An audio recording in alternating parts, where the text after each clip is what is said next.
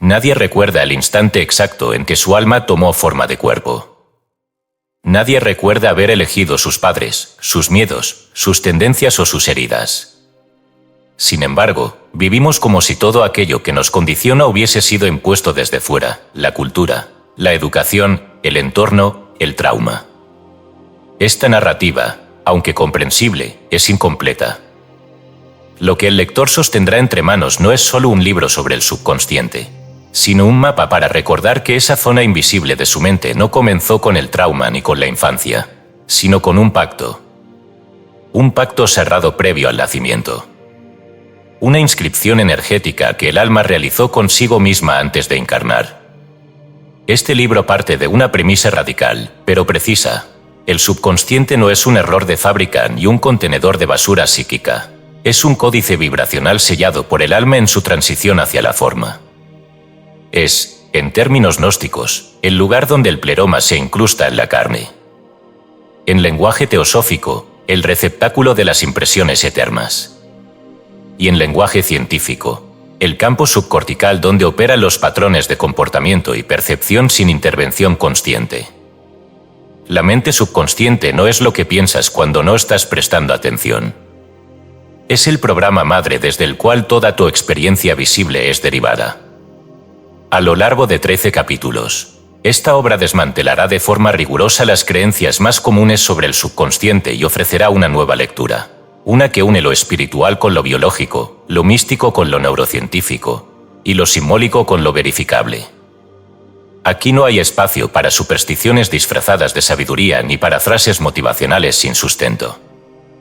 Cada concepto será expuesto con profundidad, lógica y referencias fieles a textos sagrados, ocultistas y científicos, entretejiendo una narrativa que muestre cómo lo que hoy llamamos realidad fue escrito en otro plano, con una tinta que aún vive en ti. Este libro no propone eliminar tus pensamientos negativos ni reprogramarte para obtener éxito superficial. Este libro propone algo más temido: leer lo que ya escribiste. Descifrar el símbolo en lugar de aplastarlo con decretos vacíos.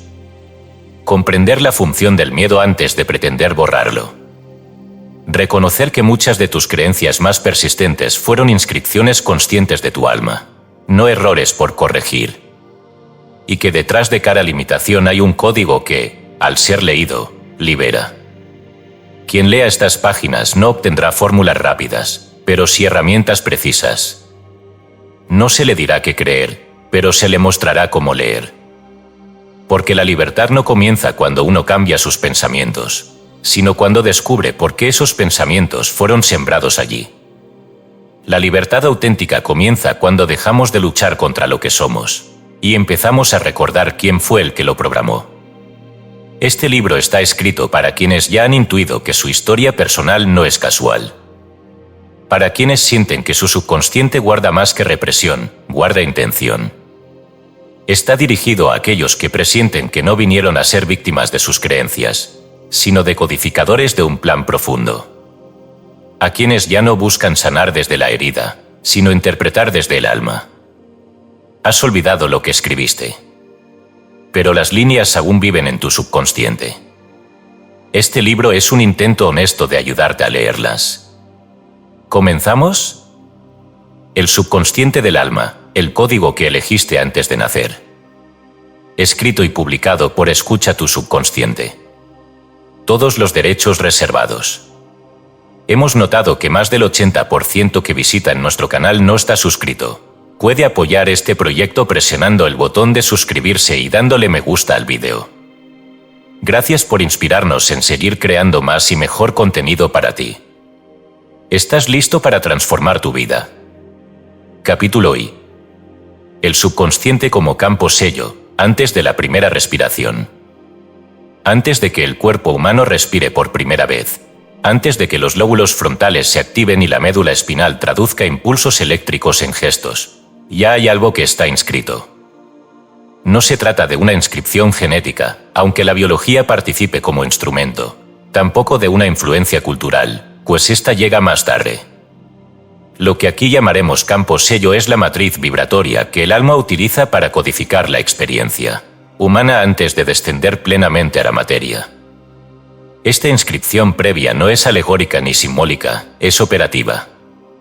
Determina en gran parte cómo la conciencia procesará, interpretará y atraerá realidades incluso antes de saber hablar.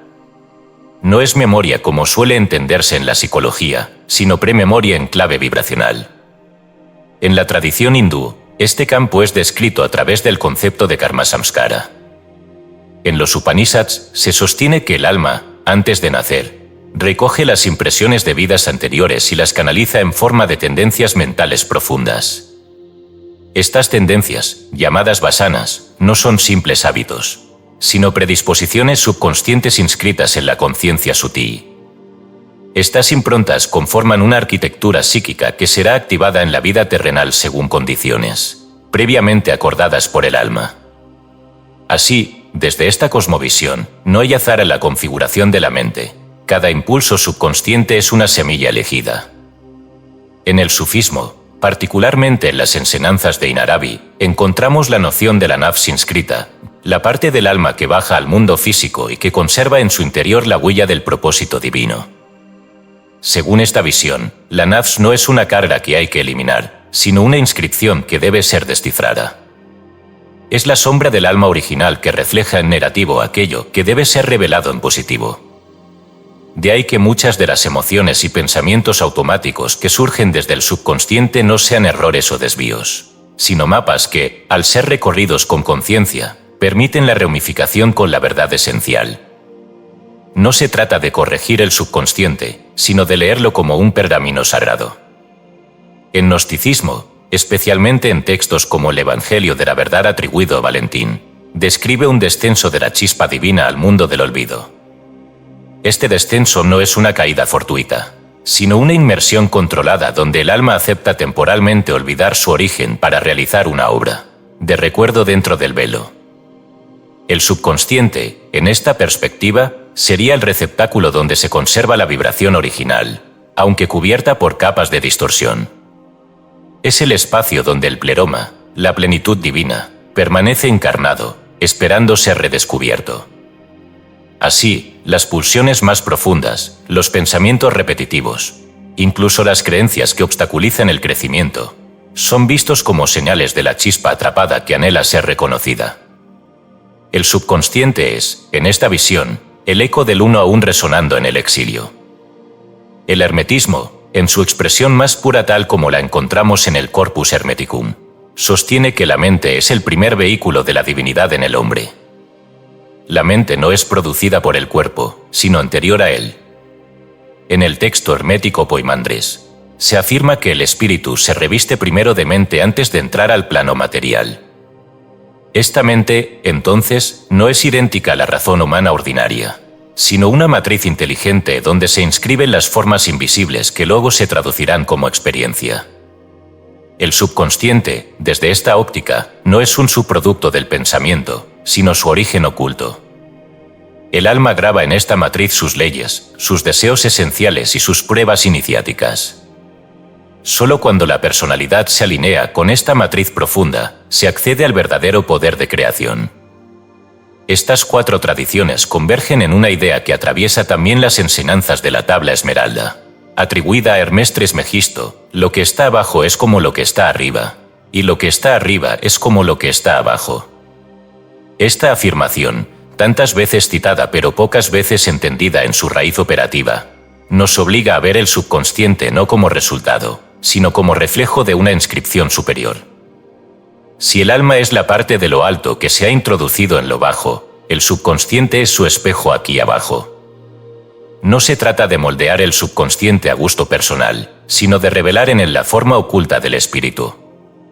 Es aquí donde muchas prácticas modernas de afirmación o reprogramación mental fracasan, porque buscan imponer desde lo mental consciente lo que no ha sido reconocido en el plano álmico.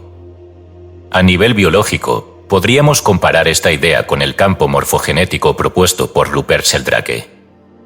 Según esta teoría, los seres vivos no solo son organizados por su código genético, sino por campos invisibles de información que guían la forma y el comportamiento. El subconsciente, desde esta visión integradora, funcionaría como un campo morfogenético individual cargado de instrucciones preencarnacionales. Estas instrucciones no se manifiestan como mandatos explícitos, sino como tendencias sutiles, impulsos constantes, patrones que se repiten más allá de la lógica del entorno o la crianza. ¿Por qué algunas personas nacen con miedos inexplicables, atracciones irracionales, talentos naturales o heridas sin causa visible? Porque ya estaban allí, como líneas escritas en un pergamino que la experiencia solo viene a desplegar. La psicología moderna, limitada aún por un enfoque predominantemente materialista, ha explorado apenas una parte superficial de este campo. Freud llamó inconsciente al conjunto de deseos reprimidos. Jung avanzó más al reconocer el inconsciente colectivo como un depósito de arquetipos universales. Pero ni uno ni otro ofrecieron una visión espiritual operativa del subconsciente como memoria preexistente de lo eterno.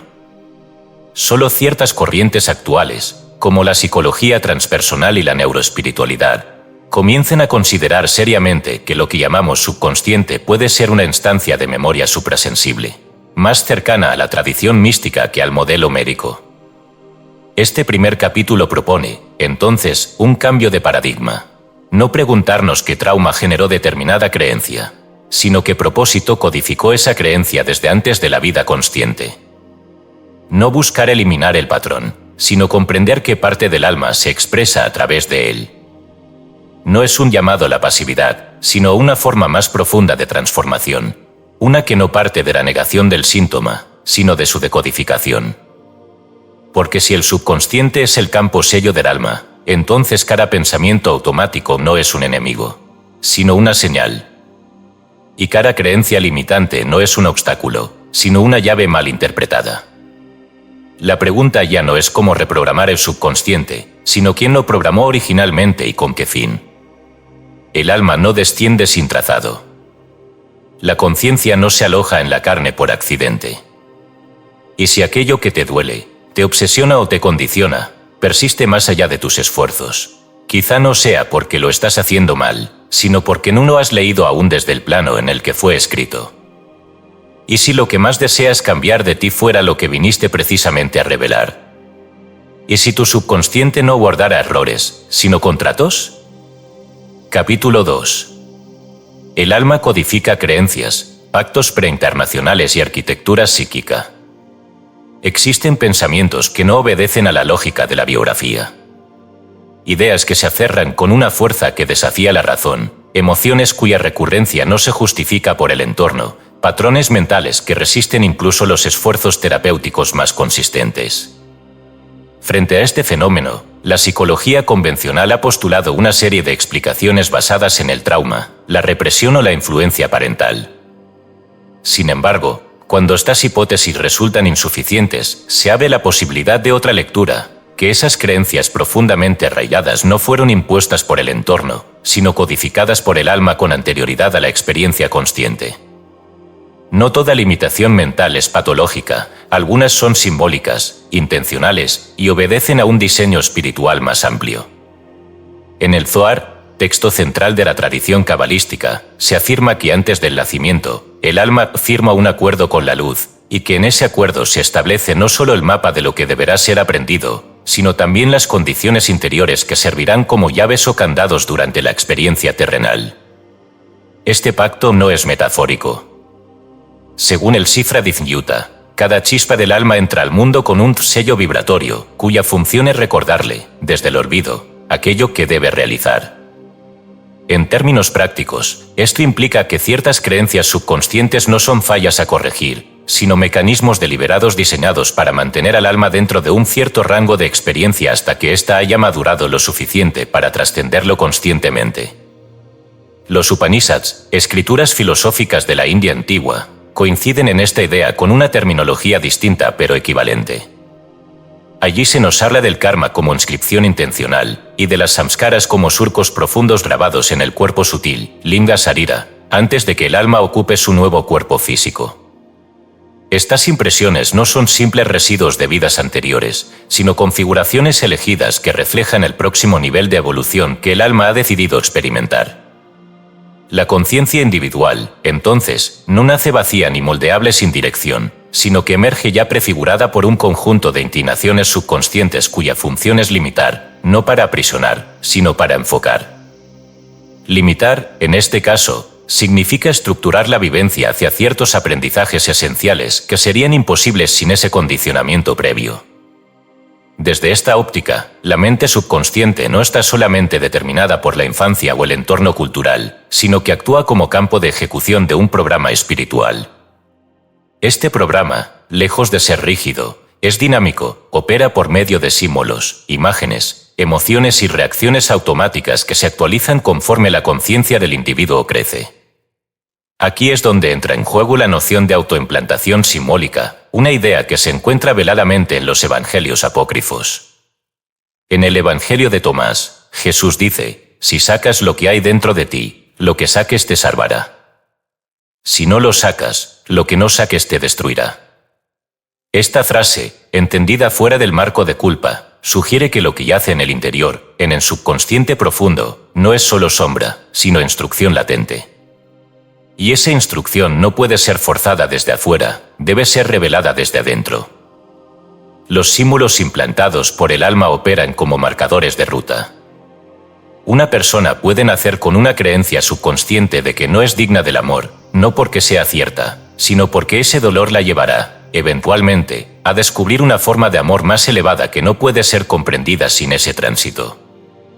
Otra puede tener la convicción de que debe protegerse a toda costa, no como cárcel psíquica, sino como catalizador para una vivencia específica que la llevará, en cierto punto de su camino, a derribar esa defensa como acto de rendición espiritual. Cuando estas creencias no se interpretan desde su función, sino que se combaten directamente como errores, el alma pierde una oportunidad de autorrevelación. Desde la ciencia, esto comienza a encontrar validación indirecta. La neuroplasticidad, la capacidad del cerebro para reorganizar sus conexiones neuronales a lo largo del tiempo, ha demostrado que la mente no está fija, pero también que no cambia de manera arbitraria. La plasticidad requiere condiciones específicas, repetición, emoción intensa y significado. Aquí entra la espiritualidad como clave interpretativa. Lo que no tiene sentido profundo para el alma no logra modificar patrones arraigados. Por tanto, una creencia subconsciente solo será transformada si el alma comprende su propósito original. La modificación mental sin comprensión espiritual es superficial, y por eso muchas personas repiten afirmaciones durante años sin resultados sostenidos. No han entendido el contrato interno que esas creencias custodian. La epigenética ofrece otra vía de integración. Estudios como los de Moshe SZYF y Michael Meney han demostrado que las experiencias tempranas, e incluso las de generaciones anteriores, pueden modificar la expresión genética sin alterar la secuencia del ADN. Esto significa que el ambiente interno, incluyendo el subconsciente, tiene poder de reconfigurar lo biológico. Pero lo interesante es que estos cambios no ocurren simplemente por eventos externos, sino por la interpretación emocional de esos eventos. Y la interpretación está, precisamente, mediada por el campo subconsciente. En otras palabras, si el alma eligió ciertos códigos subconscientes para interpretar la realidad de una manera específica, esos códigos afectarán no solo el comportamiento y la percepción, sino también la biología. El cuerpo es el efecto de un patrón más profundo. Este entramado lleva inevitablemente a una pregunta crucial: ¿pueden estas creencias ser desactivadas desde la conciencia? La respuesta no es sencilla. En algunos casos, sí, cuando la conciencia alcanza el nivel de comprensión que el alma requería para liberar ese sello. En otros, no, la desactivación prematura puede interferir con procesos iniciáticos aún incompletos. Por eso, más que buscar eliminar una creencia subconsciente, se propone aquí un acto de relectura vibracional. Leer la creencia como código, entender su función, preguntarse: ¿qué parte de mí eligió esto, y con qué propósito? Solo entonces, si el propósito ha sido cumplido o superado, la creencia se disolverá sin lucha. La iluminación no consiste en destruir el sistema, sino en comprender su arquitectura íntima. El alma no implanta ideas sin razón. Cada creencia subconsciente es un símbolo encriptado que contiene, como en los sueños, una instrucción codificada. Desactivar una creencia sin haber comprendido su mensaje es como quemar una carta antes de leerla. En ese sentido, el trabajo profundo con el subconsciente no comienza con técnicas de cambio, sino con actos de lectura. Una lectura vibracional que requiere presencia, silencio, humildad y disposición a aceptar que mucho de lo que parece limitación fue en realidad una forma velada de guía. Si te cuesta sentirte suficiente, si repites el mismo conflicto con el dinero, si cargas una sensación crónica de abandono, antes de luchar con esas ideas, pregúntate, ¿y si yo mismo las escribí allí para poder encontrarme al otro lado? Ejercicio práctico y relectura vibracional del nacimiento. Busca un espacio en silencio, sin distracciones. Siéntate con la espalda recta, los ojos cerrados y las manos sobre el pecho. Respira lentamente, alargando cada exhalación como si vaciaras la mente. Durante unos minutos, simplemente observa tu respiración. Luego, imagina que estás flotando en un espacio sin forma, sin cuerpo, sin tiempo. Allí, en ese espacio, una parte de ti, aún sin nombre, pero completamente consciente, está tomando decisiones. Siente que esa parte eres tú antes de encarnar. Visualiza que sostienes en tus manos un pergamino. En él, escribes creencias que te acompañarán, no porque sean verdad absoluta, sino porque serán el camino hacia algo que solo puede revelarse viviéndolo desde adentro. Visualiza 1, 2, 3 de esas creencias, no como errores, sino como acuerdos. Míralas con respeto. Pregúntales, ¿por qué me elegiste? ¿Qué debo aprender a través de ti? Permanece en ese espacio durante varios minutos. Luego, al volver, escribe lo que viste. No juzgues el contenido. Solo registra. Hazlo por 7 días seguidos. Con cada lectura, algo en ti recordará lo que olvidó, que lo más profundo de tu subconsciente fue elegido por ti, antes de la primera respiración. Capítulo 3. El subconsciente como tecnología espiritual, el alma y su lenguaje binario. El ser humano, en su afán por dominar el entorno, ha desarrollado herramientas de precisión extraordinaria. Computadoras, algoritmos, programas, sistemas capaces de ejecutar tareas complejas con mínima intervención. Y sin embargo, al observarla propiamente, sigue operando con modelos rudimentarios, cree que todo pensamiento es producto de la voluntad, que cada emoción es reacción a estímulos externos, que lo que no entiende debe corregirse.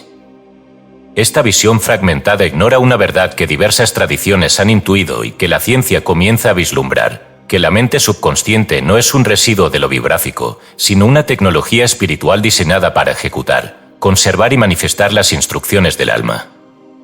No estamos frente a un caos psíquico, sino ante un sistema operativo profundamente inteligente que, aunque no racional, responde a una lógica precisa, el lenguaje binario espiritual. Hablar de tecnología en el plano espiritual puede parecer una metáfora moderna, pero lo cierto es que ya en la antigüedad el cuerpo humano era concebido como un vehículo, un instrumento, un receptáculo diseñado para manifestar lo invisible. En la Cábala, el cuerpo es el Kelí, el recipiente, y la mente subconsciente es la estructura de recepción donde la luz debe ser filtrada antes de hacerse acción. En el Corpus Hermeticum, Hermes enseña que el hombre es un microcosmos construido por el Nous, la mente universal, para servir como canal entre los mundos. Esta construcción no es casual ni genérica, posee sistemas automáticos que permiten a la conciencia funcionar de manera eficiente en la densidad material, sin tener que intervenir de forma constante. Es lo que hoy podríamos llamar automatismo operativo. El subconsciente, en este contexto, actúa como una memoria energética de ejecución constante. Una vez inscrito un patrón, por el alma o por la experiencia, este se ejecuta sin necesidad de revisión. Esto no implica rigidez, sino optimización. El alma, que sabe que su presencia en el mundo será limitada por el velo del olvido, necesita programar ciertos automatismos que garanticen la manifestación de sus decisiones sin depender del recuerdo activo. Así como un sistema operativo sigue corriendo procesos en segundo plano, aunque el usuario no los vea, el subconsciente ejecuta códigos preinscritos que definen las reacciones emocionales, los límites perceptivos y las elecciones repetitivas. Este funcionamiento automático ha sido malinterpretado por muchas corrientes espirituales contemporáneas que lo consideran un defecto a eliminar. Sin embargo, Al mirar más de cerca, se evidencia que el automatismo no es sinónimo de inconsciencia, sino de estructura. En neurociencia, se sabe que entre el 90 y 95% de las decisiones que toma una persona en un día cualquiera son procesadas por circuitos subcorticales, sin intervención del pensamiento consciente. Esto ha sido verificado por estudios con resonancia magnética funcional, que muestran cómo las decisiones se activan en el cerebro hasta 7 segundos antes de que el individuo las decida racionalmente. La conciencia llega tarde, no porque sea débil, sino porque el subconsciente ya estaba ejecutando un programa. Entender esto no es ceder al determinismo, sino reconocer la profundidad del sistema. El lenguaje que utiliza el alma para codificar estos programas no es verbal ni lineal. Es un lenguaje simbólico, emocional y estructural. Podríamos llamarlo lenguaje binario espiritual porque opera con pares complementarios que definen la vibración: luz/sombra, expansión/contracción, gozo/dolor, apertura/defensa. Cada símbolo que el alma inscribe en el subconsciente contiene, implícitamente, estos los polos. No hay símbolo puro, porque no hay experiencia pura. Todo está codificado para activar respuestas automáticas según el entorno vibratorio en el que el individuo se encuentre. Así, una misma imagen, por ejemplo, el abandono, puede ser ejecutada como dolor paralizante o como impulso hacia la autosuficiencia, dependiendo del momento evolutivo. El código es uno, pero su ejecución es adaptativa. Este lenguaje binario no se limita a ideas abstractas. Se manifiesta en estructuras neuronales, en circuitos sinápticos que se refuerzan a través de la emoción repetida. Cada vez que una emoción se experimenta con intensidad, activa una cadena eléctrica que fortalece las conexiones implicadas. Esto es conocido como potenciación a largo plazo, y es la base biológica del aprendizaje. Pero si lo que se aprende no fue elegido conscientemente, y en el caso del subconsciente, rara vez lo es, entonces lo que se fortalece puede ser disfuncional o, en muchos casos, iniciático. Aquí es donde el automatismo revela su doble cara: puede ser prisión si se ignora su origen, o guía si se interpreta desde el alma. Técnicas como la hipnosis regresiva han ofrecido acceso a estos códigos de manera más directa. Cuando el estado consciente se relaja y se activa la sugestibilidad, el subconsciente revela no solo recuerdos reprimidos, sino patrones estructurales que parecen no haber sido adquiridos en esta vida. Dolores que no tienen origen identificable, pensamientos intrusivos sin causa externa, talentos inexplicables, todo esto ha sido registrado en sesiones con miles de pacientes en las que emergen escenas anteriores al nacimiento, entre vidas o incluso fuera del tiempo lineal. Aunque muchas de estas experiencias son desestimadas por la ciencia tradicional, la coherencia interna de los relatos sugiere la existencia de un campo de memoria más amplio, al que diversos autores han llamado registros acásicos. Los registros acásicos, en la tradición védica, son descritos como el éter mental donde todo lo que ha sido pensado, sentido o vivido queda impreso. No es un archivo estático, sino un campo vivo de información que puede ser leído por quien alcanza la frecuencia adecuada. En este marco, el subconsciente personal no es una cápsula cerrada, sino una terminal local de ese archivo universal. Lo que el alma inscribe antes de encarnar se codifica en su subconsciente como acceso parcial a la casa. El subconsciente es, así, la versión operativa en la materia de la memoria espiritual original. De allí que ciertas emociones o intuiciones no respondan a la lógica biográfica, provienen de una instrucción que no fue adquirida, sino recordada. El fenómeno del déjà vu, por ejemplo, ha sido explicado como error en la percepción temporal, pero también como lectura accidental de un segmento del código antes de su ejecución. Algo similar ocurre con las intuiciones intensas que se presentan sin causa aparente. Son descargas del campo de memoria superior, filtradas por el subconsciente cuando éste entra en sincronía con el propósito álmico. No todas las intuiciones son válidas, muchas son reflejos condicionados. Pero aquellas que emergen con claridad, sin emoción reactiva, suelen provenir de un alineamiento momentáneo entre el código original y la percepción presente. Comprender el subconsciente como tecnología espiritual exige abandonar el modelo infantil que espera cambiarlo con palabras bonitas o decretos vacíos. Esta tecnología no responde a deseo superficial, sino a coherencia vibracional. Solo cuando la conciencia se alinea con la emoción, la intención y la acción, el código se modifica. No porque se imponga un nuevo programa, sino porque se actualiza la frecuencia de ejecución.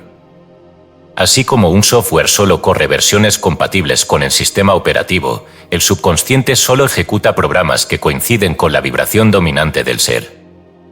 Por eso, intentar cambiar una creencia sin cambiar la emoción que la sostiene es como borrar un acceso directo sin desinstalar el programa. El subconsciente no responde al intelecto, sino al estado vibracional integral. Y ese estado solo se transforma cuando el alma decide reescribir desde adentro, no cuando la mente intenta reprogramar desde afuera. La diferencia es sutil, pero crucial: la mente impone, el alma activa. A medida que se avanza en este reconocimiento, se hace evidente que el subconsciente no es un error a corregir, sino un dispositivo a decodificar. Su automatismo no es enemigo del despertar, sino vehículo. La verdadera espiritualidad no consiste en aparar estos sistemas, sino en comprenderlos. Solo cuando la conciencia reconoce que no todo puede ser controlado racionalmente, y que parte del camino ya fue trazado desde el espíritu, se produce la rendición inteligente que abre el acceso al código fuente. Allí, en ese núcleo donde la emoción se une al símbolo y el recuerdo se une al propósito, se encuentra la puerta de entrada a una vida verdaderamente consciente. Y esa puerta no se abre con esfuerzo, sino con lectura. Capítulo 4. Los sueños como fragmentos del código, accesos no lineales al registro interno. El sueño ha sido durante siglos un terreno liminal, un espacio donde las leyes de la lógica se disuelven, donde el tiempo se curva y las imágenes, cargadas de una intensidad emocional inexplicable, se presentan como mensajes sin remitente. Para la ciencia moderna, el sueño ha sido, en gran parte, reducido a un fenómeno neuroquímico, un proceso biológico de consolidación de memoria, reparación celular o liberación emocional. Y aunque estos aspectos son ciertos, son apenas la superficie de un fenómeno mucho más profundo. Desde la perspectiva que aquí desarrollamos, el sueño no es únicamente un subproducto de la actividad cerebral, sino una vía de acceso directa al código subconsciente original inscrito por el alma antes de nacer. En diversas culturas antiguas, el sueño era considerado un medio legítimo de revelación. En el antiguo Egipto, los templos de sueño eran espacios cerrados donde los iniciados se retiraban durante días en ayuno y silencio, con la intención de recibir un mensaje del alma o de los dioses. El dios Tot, señor de la escritura y la memoria divina, era invocado como mediador entre los planos, y se creía que en el estado onírico el alma regresaba temporalmente al plano del origen para recordar lo olvidado. No se trataba de interpretar símbolos arbitrarios, sino de descifrar una escritura viva codificada en imágenes, situaciones y sensaciones. El sueño era la lectura nocturna del manuscrito sagrado del alma. La tradición griega continuó esta concepción. En los santuarios de Esculapio, dios de la medicina, los enfermos acudían a dormir como parte del proceso de sanación. La práctica de la incubatio, o incubación del sueño, consistía en preparar la mente y el cuerpo para recibir una visión durante el sueño que revelara la causa espiritual del malestar. El relato del sueño era considerado diagnóstico, y la correcta interpretación del mismo podía llevar a la curación. Artemidoro de Daldis, uno de los más influyentes intérpretes de sueños del mundo antiguo, compiló una vasta colección de símbolos oníricos basados en miles de testimonios, sosteniendo que los sueños no solo hablan del presente y el pasado, sino que contienen impresiones del alma que aún no han sido desplegadas en la experiencia lineal. En otras palabras, sueños proféticos no son predicciones arbitrarias, sino fragmentos activados del código interno que se manifiestan antes de tiempo. Esta concepción encuentra hoy una resonancia inesperada en la neurociencia. Durante la fase REM, Rapid Eye Movement, cuando ocurren los sueños más vívidos, el cerebro experimenta una actividad eléctrica comparable a la vigilia, pero con una desconexión funcional de los lóbulos prefrontales responsables del juicio lógico. Esto permite que las imágenes fluyan sin censura, y que asociaciones que normalmente serían descartadas por la razón emerjan con libertad. Sin embargo, lejos de ser aleatorias, estas imágenes responden a una organización simbólica coherente, aunque no lineal. La teoría de la simulación de amenazas sugiere que los sueños tienen una función adaptativa: representar peligros hipotéticos para preparar al organismo. Pero desde nuestra perspectiva, esto no es preparación fisiológica, sino reencuentro con estructuras vibracionales preinscritas, donde la amenaza no es real, sino simbólica. Es una parte del alma que aún no ha sido integrada. El error común es suponer que todos los sueños son fabricaciones del cerebro. Esta suposición ignora que existen niveles distintos de sueños. Algunos sí son producto del proceso de digestión emocional del día anterior, pero otros, los más potentes, nítidos y emocionalmente resonantes, parecen no pertenecer a ninguna narrativa biográfica reciente. Se presentan con una lógica propia, con personajes desconocidos pero íntimos, con escenarios que, aunque nunca vistos, evocan una familiaridad abrumadora. Estos sueños no son fabricados, son recibidos. Son pulsaciones del alma a través del campo subconsciente, fragmentos que emergen cuando la conciencia se relaja lo suficiente como para permitir el paso de lo no lineal. En la física cuántica, el concepto de no localidad ha demostrado que dos partículas entrelazadas pueden influenciarse instantáneamente, sin importar la distancia que las separe. Aplicado a la conciencia, esto sugiere que existe una dimensión donde la mente individual no está separada del campo universal. En ese estado de no localidad, como el que se experimenta durante el sueño profundo, la mente puede recibir información que no está contenida en su memoria neuronal. El subconsciente, entonces, no es solo un archivo, sino una antena. Y el sueño, un canal de transmisión temporalmente abierto. Lo que se recibe no es aleatorio, sino pertinente. Está alineado con los códigos internos que el alma activó previamente. Además, la investigación en sueños lúcidos ha revelado que, al aumentar la lucidez durante el sueño, es posible modificar el contenido onírico, interactuar con los personajes y obtener respuestas a preguntas formuladas en estado de vigilia. Esto no implica que el soñador esté controlando el sueño como un director externo. Lo que ocurre es que el soñador entra en contacto consciente con la capa donde el código está activo, lo que permite observar, interrogar y, en ciertos casos, reprogramar desde dentro. Esta práctica, bien dirigida, puede convertirse en una herramienta espiritual de gran profundidad, pues permite al alma intervenir en sus propios símbolos, completando circuitos de sentido que no pueden cerrarse desde el estado de vigilia. Los sueños son, entonces, fragmentos vivos del código subconsciente. Cada imagen, cada palabra, cada emoción que aparece en ellos contiene una clave. Pero estas claves no pueden ser interpretadas desde un diccionario arbitrario. Su interpretación requiere contexto vibracional. ¿Qué estás viviendo? ¿Qué estás evitando? ¿Qué se repite? El alma no habla en frases lógicas, sino en arquetipos. Y cada uno de esos arquetipos fue programado para activarse en momentos específicos.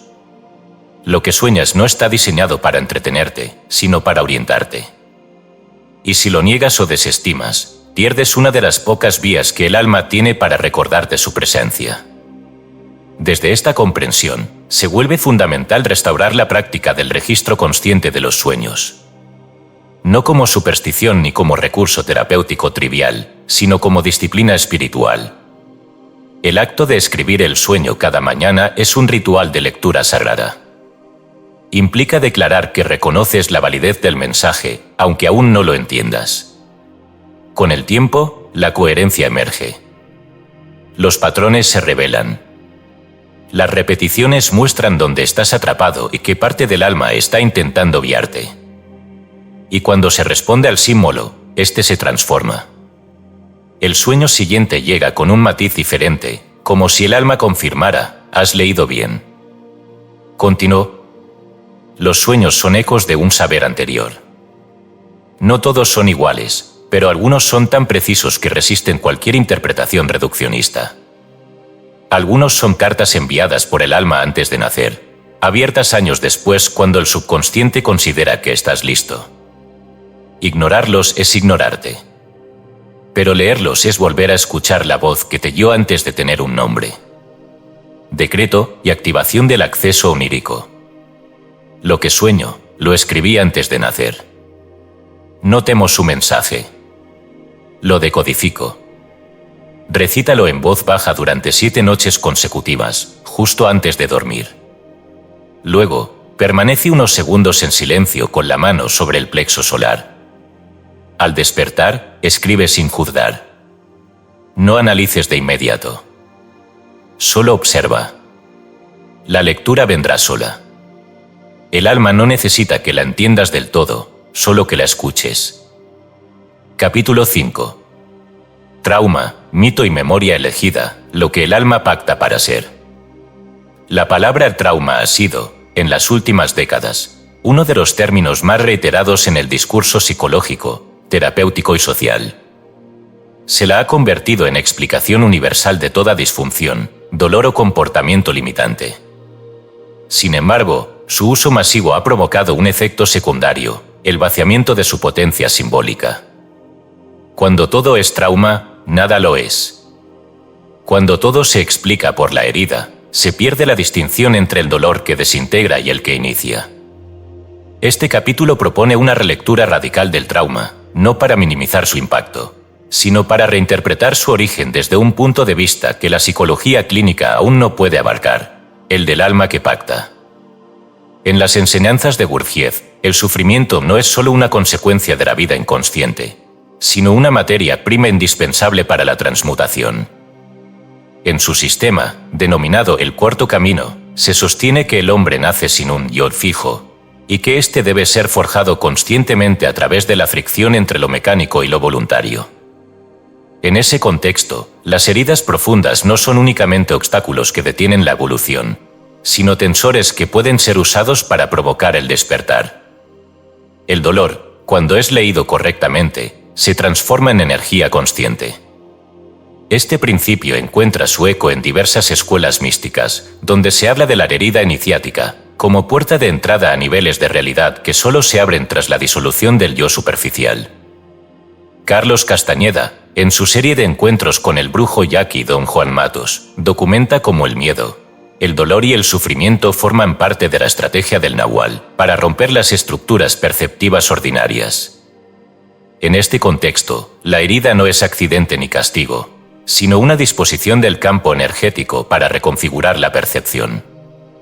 Cuando el aprendiz se enfrenta a un evento doloroso no como víctima, sino como observador consciente, se activa un movimiento de poder.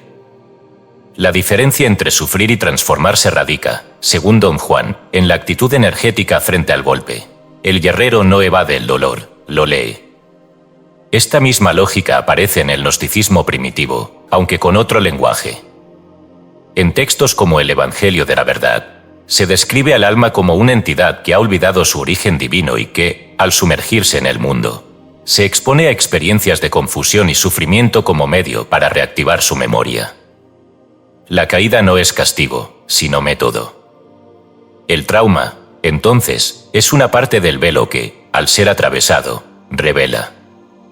Esta enseñanza es sutil, no afirma que todo trauma es necesario, sino que lo que permanece como dolor activo en el subconsciente puede estar allí porque la conciencia aún no ha leído el código que contiene. La clave no es eliminar el sufrimiento, sino interpretarlo. Esta relectura no implica negar el daño.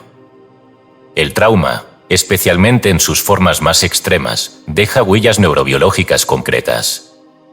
El cerebro de una persona traumatizada presenta alteraciones en la amígdala, el hipocampo y la corteza prefrontal. La respuesta de lucha o huida se hiperactiva, la memoria episódica se fragmenta, y la regulación emocional se ve comprometida. Estos datos son innegables y han sido ampliamente documentados por investigadores como Bessel van der Kolk y Peter Levine. Pero lo que la ciencia aún no puede medir es cómo esas huellas pueden ser utilizadas como señales por la conciencia espiritual, porque más allá de la lesión neurológica, hay una lectura posible, la del símbolo que se intentó transmitir a través del evento traumático. Es aquí donde la noción de memoria elegida entra en juego. Si el alma, antes de encarnar, puede elegir ciertos códigos subconscientes como parte de su itinerario, entonces algunos de los traumas que una persona vive no serían producto del azar ni del error, sino de un pacto vibracional. Esto no significa justificar el abuso, la violencia o el abandono. Significa que la respuesta frente a esos hechos, lo que la conciencia hace con ellos, puede revelar una arquitectura simbólica que transforma el relato de víctima en relato de revelación. La diferencia entre ambas lecturas no está en el evento, sino en la conciencia que lo decodifica. La tradición chamánica coincide con esta visión. En muchas culturas indígenas, el chamán es elegido no por privilegio, sino por herida. La enfermedad grave, el accidente o el trauma profundo son vistos como llamadas del espíritu. El futuro sanador es llevado al umbral de la muerte, física o psíquica, para que pueda trascender el yo habitual y convertirse en puente entre mundos. Esta iniciación dolorosa no se busca, pero cuando ocurre, es leída como señal. El trauma se convierte, entonces, en tecnología espiritual. La cicatriz no desaparece, pero se resignifica, se vuelve mapa. En la ciencia actual, la epigenética transgeneracional comienza a validar esta idea desde otro ángulo. Estudios realizados en el Instituto Max Planck y en universidades como Columbia han demostrado que eventos traumáticos pueden modificar la expresión genética de una persona y transmitirse a las generaciones siguientes. Nietos de sobrevivientes del Holocausto, por ejemplo, presentan patrones hormonales y respuestas al estrés similares a las de sus abuelos, aunque no hayan vivido el trauma directamente. Esta memoria biológica heredada ha sido interpretada como carga, pero también puede verse como pacto colectivo. El linaje transmite no solo heridas, sino misiones. Y el alma que encarna dentro de ese linaje podría hacerlo deliberadamente para cerrar, transformar o elevar patrones que han sido repetidos durante generaciones. Este enfoque transforma la perspectiva existencial del lector. Ya no se trata de eliminar el pasado, sino de comprender qué parte del alma se expresó a través de ese dolor. ¿Qué talento surgió a partir de la herida? ¿Qué sensibilidad nació del rechazo? ¿Qué búsqueda fue activada por la pérdida? La lectura mítica del trauma no lo convierte en virtud, pero sí en mensaje. Y ese mensaje, cuando es escuchado, tiene el poder de reordenar la totalidad del sistema subconsciente. Porque el subconsciente no guarda el trauma como un archivo muerto, sino como un código que espera ser leído. La clave está en no detenerse en la superficie del síntoma. El miedo, la culpa, la vergüenza, no son solo reacciones emocionales, son símbolos. Cada emoción intensa, persistente y aparentemente irracional está señalando un punto de inscripción vibratoria más profunda. El trabajo del buscador no es suprimir esas emociones, sino rastrear su arquitectura, desentrañar su significado original y permitir que se complete la función iniciática para la cual fueron inscritas. Porque, en última instancia, la herida no duele solo por su contenido, sino por su incomprensión. Cuando se comprende, se convierte en umbral. ¿Y si el peor momento de tu vida fue el lugar exacto donde tu alma decidió que despertarías? ¿Y si lo que te rompió no fue castigo, sino la única forma de obligarte a mirar hacia adentro? El alma no siempre habla con suavidad. A veces grita a través del dolor. No porque odie, sino porque sabe que solo al romper el molde puede surgir la forma nueva. La herida no es lo que queda después de la caída, es el punto por donde entra la luz. Capítulo 6. Neurobiología del código interno, como la ciencia revela al espíritu. La distancia entre la ciencia del cerebro y la sabiduría del alma ha sido, durante siglos, un abismo conceptual. A uno se le adjudica precisión, a la otra intuición. La primera mide, la segunda recuerda. Sin embargo, en las últimas décadas, ese abismo ha comenzado a cerrarse por sus bordes más extremos. Las neurociencias han empezado a describir fenómenos que las tradiciones místicas ya conocían, aunque con otro lenguaje. Y lo más revelador de este acercamiento es que las estructuras más profundas del cerebro no solo responden a hechos objetivos, sino, y sobre todo, a realidades simbólicas.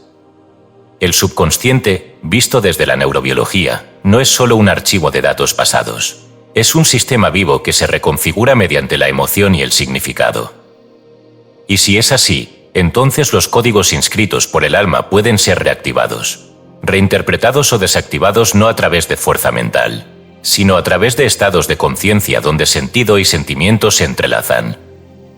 La amígdala cerebral, ubicada en el sistema límbico, es uno de los centros más primitivos y poderosos de procesamiento emocional. Su función primaria es la detección de peligro, pero su campo de operación se extiende a todo estímulo que implique carga afectiva intensa. Es aquí donde se almacenan memorias emocionales que, una vez registradas, pueden ser activadas sin mediación del pensamiento consciente. Un olor, una voz, una palabra, incluso un gesto imperceptible pueden activar un circuito emocional que reproduce una experiencia sin que el individuo comprenda por qué reacciona como lo hace.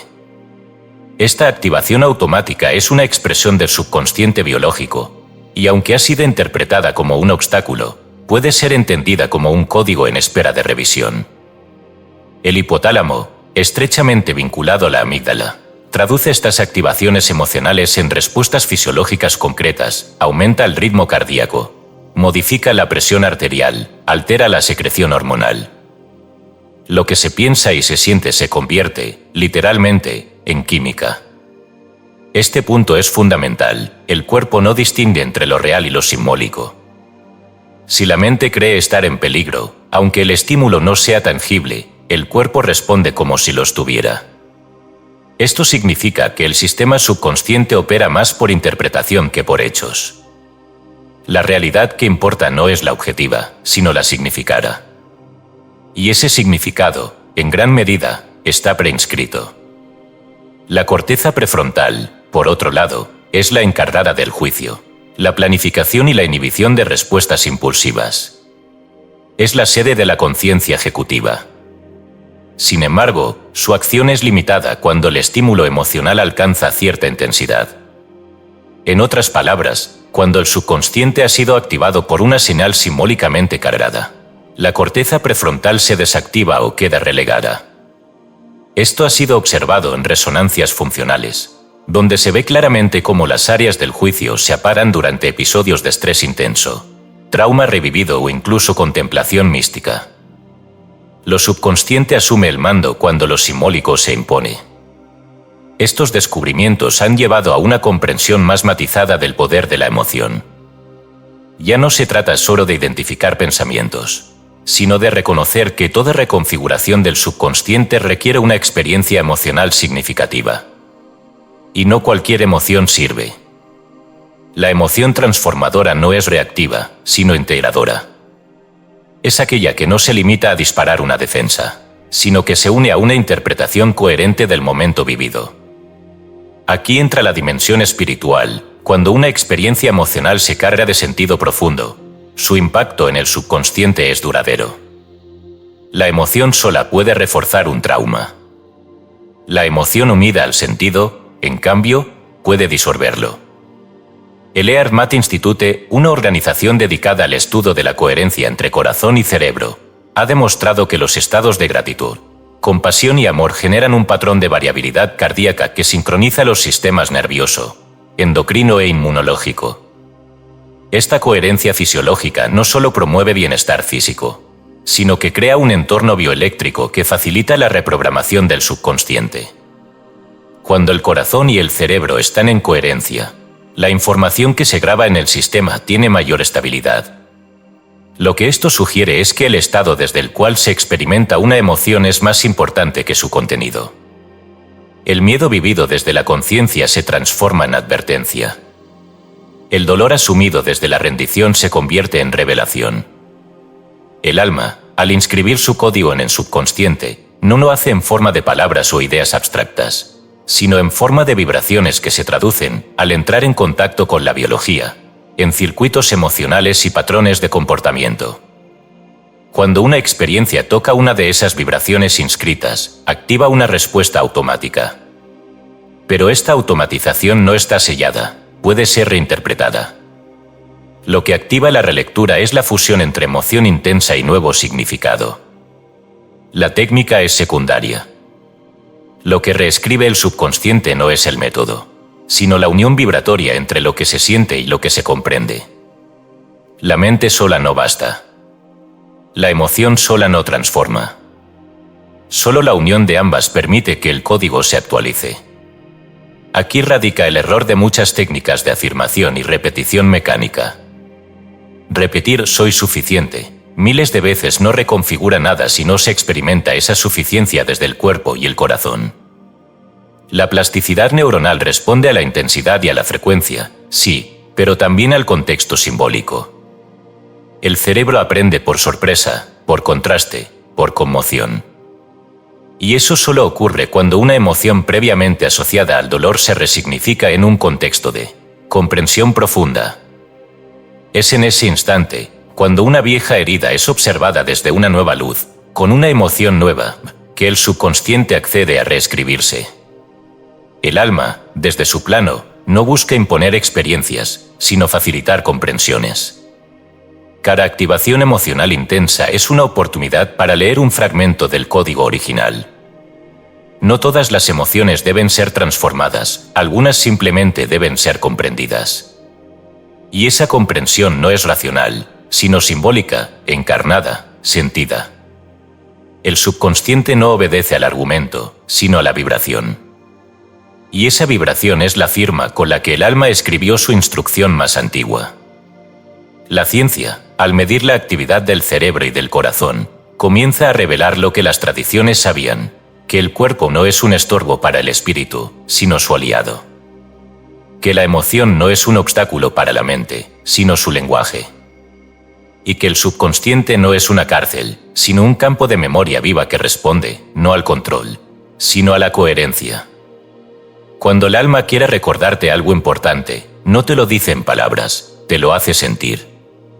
Ejercicio práctico 2. Cartografía emocional del alma. Este ejercicio requiere papel, pluma y disposición a mirar de frente. Divide tu vida en 5 etapas: infancia, adolescencia, juventud temprana, adultez media, presente. Para cada etapa, registra 3 eventos o periodos donde una emoción dominante haya estado presente: miedo, vergüenza, abandono, euforia, inspiración, pérdida. No describas el evento aún. Escribe solo la emoción principal y su intensidad recordada. Luego, para cada emoción, pregúntate con calma: ¿qué reacción automática quedó asociada a esta emoción? ¿Qué creencia se formó a partir de ella? ¿Qué parte de mi alma pudo haber elegido experimentar esto para revelarme algo? No busques respuestas inmediatas. Solo deja que la pregunta active un campo. Es posible que, durante los días siguientes, sueñes con algo relacionado, recuerdes algo olvidado o sientas una nueva claridad. Registra todo. El mapa no se dibuja en una noche, pero cada emoción colocada en su lugar es un punto de acceso al código que tú mismo escribiste antes de entrar a este mundo. Capítulo 7. El subconsciente y la voz de Dios, revelación interna en textos prohibidos. Durante siglos, la búsqueda de la voz divina ha sido proyectada hacia lo externo: altares, montes sagrados, escrituras talladas en piedra, visiones celestiales. Esta búsqueda, aunque legítima en su impulso, ha estado viciada por un error fundamental: creer que lo sagrado requiere un intermediario visible para revelarse. Pero las corrientes místicas más profundas, así como ciertos textos marginados, heréticos o directamente prohibidos por la ortodoxia religiosa, han sostenido otra tesis: la verdadera revelación no desciende, se activa. Y el lugar donde ocurre ese fenómeno no es el cielo, sino el subconsciente. No el subconsciente reducido, lo reprimido, sino como umbral donde el alma recuerda y Dios se oye. El Evangelio de Tomás, hallado en Nag Hammadi en 1945 y excluido del canon cristiano oficial, abre con una afirmación radical: quien descubra el significado de estas palabras no probará la muerte. No hay promesas de recompensa externa, ni instrucciones morales. El texto, conformado por dichos atribuidos a Jesús, rehúye la narrativa, carece de milagros y pone todo el peso en la lectura interna. Uno de sus pasajes más emblemáticos dice: si sacas lo que hay dentro de ti, eso que sacas te salvará. Si no lo sacas, eso que no saques te destruirá. Esta enseñanza implica que lo divino no es algo que llega, sino algo que espera ser liberado desde adentro. La voz de Dios, en este contexto, es un código incrustado en el subconsciente, una frecuencia olvidada que solo se activa cuando la conciencia penetra más allá del lenguaje superficial. De modo similar, el libro de Enoc, texto antiguo con raíces en el judaísmo esotérico y eliminado de la tradición occidental salvo en la Iglesia etíope, relata la ascensión del patriarca Enoc a planos celestiales donde recibe visiones sobre la estructura oculta del universo, los relojes celestes y las jerarquías angélicas caídas.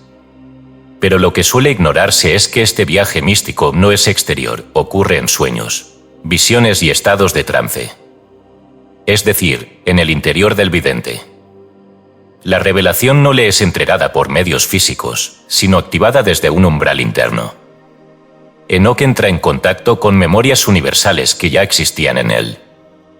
El lenguaje que describe estas visiones es simbólico, caótico, repleto de geometrías, números, seres imposibles. Todo eso apunta a lo que la tradición gnóstica entiende como la decodificación de arquetipos dormidos. El subconsciente funciona aquí como pantalla de proyección del archivo divino, no como distorsión, sino como canal. Incluso la Biblia satánica, escrita por Anton LaVey en 1969 y condenada por las religiones institucionales por su carga provocadora, ofrece una lectura que, si bien desequilibrada en su intención, contiene una intuición precisa, que lo divino y lo demoníaco coexisten como proyecciones internas. Leída con discernimiento, más allá de su teatralidad, esta obra declara que el Dios que los hombres adoran es, en realidad, una proyección de su subconsciente colectivo, una imagen que refleja tanto sus miedos reprimidos como sus deseos ocultos. Aunque el texto cae en la exaltación del ego y en la glorificación de la individualidad desenraizada, su tesis central es útil para este análisis. Lo que no se reconoce en el subconsciente termina dominando la vida desde las sombras. Lo que es rechazado como satánico puede ser, simplemente, un fragmento del alma que no ha sido integrado. En una dirección más equilibrada, el Kybalión, atribuido a los tres iniciados y de raíz hermética moderna, afirma en su primer principio, el todo es mente, el universo es mental. Esta frase, tan citada como mal comprendida, implica que todo lo que existe es contenido de una mente universal en la cual participamos. Si el universo es mental, entonces todo fenómeno, externo o interno, es una manifestación de un pensamiento inscrito en el campo. Y si el subconsciente es el nivel operativo donde ese pensamiento se convierte en experiencia, entonces ahí es donde debe buscarse el contacto con lo divino. No como dogma, sino como resonancia. La mente universal, el todo hermético, habla en símbolos, emociones, coincidencias, visiones. Y el único sistema humano capaz de recibir esa frecuencia sin censura es el subconsciente. Este modelo no solo es místico. Desde la neurociencia, se han documentado numerosas experiencias místicas radicales, epifanías, iluminaciones, estados unitivos, que ocurren sin estímulo externo. En estados de meditación profunda, durante crisis emocionales extremas, o incluso en momentos de aparente normalidad, algunos individuos reportan haber escuchado una voz interior, sentido una presencia o visto una verdad incuestionable. Estudios con escáneres cerebrales muestran que durante estas experiencias se activan regiones específicas: la ínsula anterior, el lóbulo temporal derecho y el giro cingulado. Estas áreas están vinculadas a la autopercepción, la integración emocional y el sentido de unidad. Pero lo esencial es que el estímulo no proviene del entorno, sino de una reorganización interna. Es decir, una activación de un código subconsciente sellado hasta entonces. Los místicos lo han llamado revelación. La ciencia lo llama estado no ordinario de conciencia. La tradición sufí habla del dhikr, el recuerdo divino que nace no del conocimiento, sino del corazón. La cábala menciona el hipodedut, el aislamiento donde Dios habla desde el silencio del alma. En todos los casos, la constante es la misma, la voz no viene de afuera. Se libera desde adentro cuando la conciencia cruza cierto umbral y el símbolo reprimido se convierte en lenguaje vivo. Lo prohibido, entonces, no es peligroso por su contenido, sino por su capacidad de liberar un significado que pone en crisis las estructuras externas. Desde esta perspectiva, los textos prohibidos no son rechazados por lo que dicen, sino por lo que despiertan. Las instituciones que han censurado evangelios gnósticos, libros apócrifos y tratados ocultistas lo han hecho, históricamente, porque estos textos niegan la necesidad del intermediario. Afirman que la divinidad no está en el templo, sino en el subconsciente. Que no se requiere de un sacerdote, sino de una disposición vibracional. Que no hay que obedecer una voz, sino recordar la propia. El subconsciente, por tanto, es el escenario de la verdadera teofanía.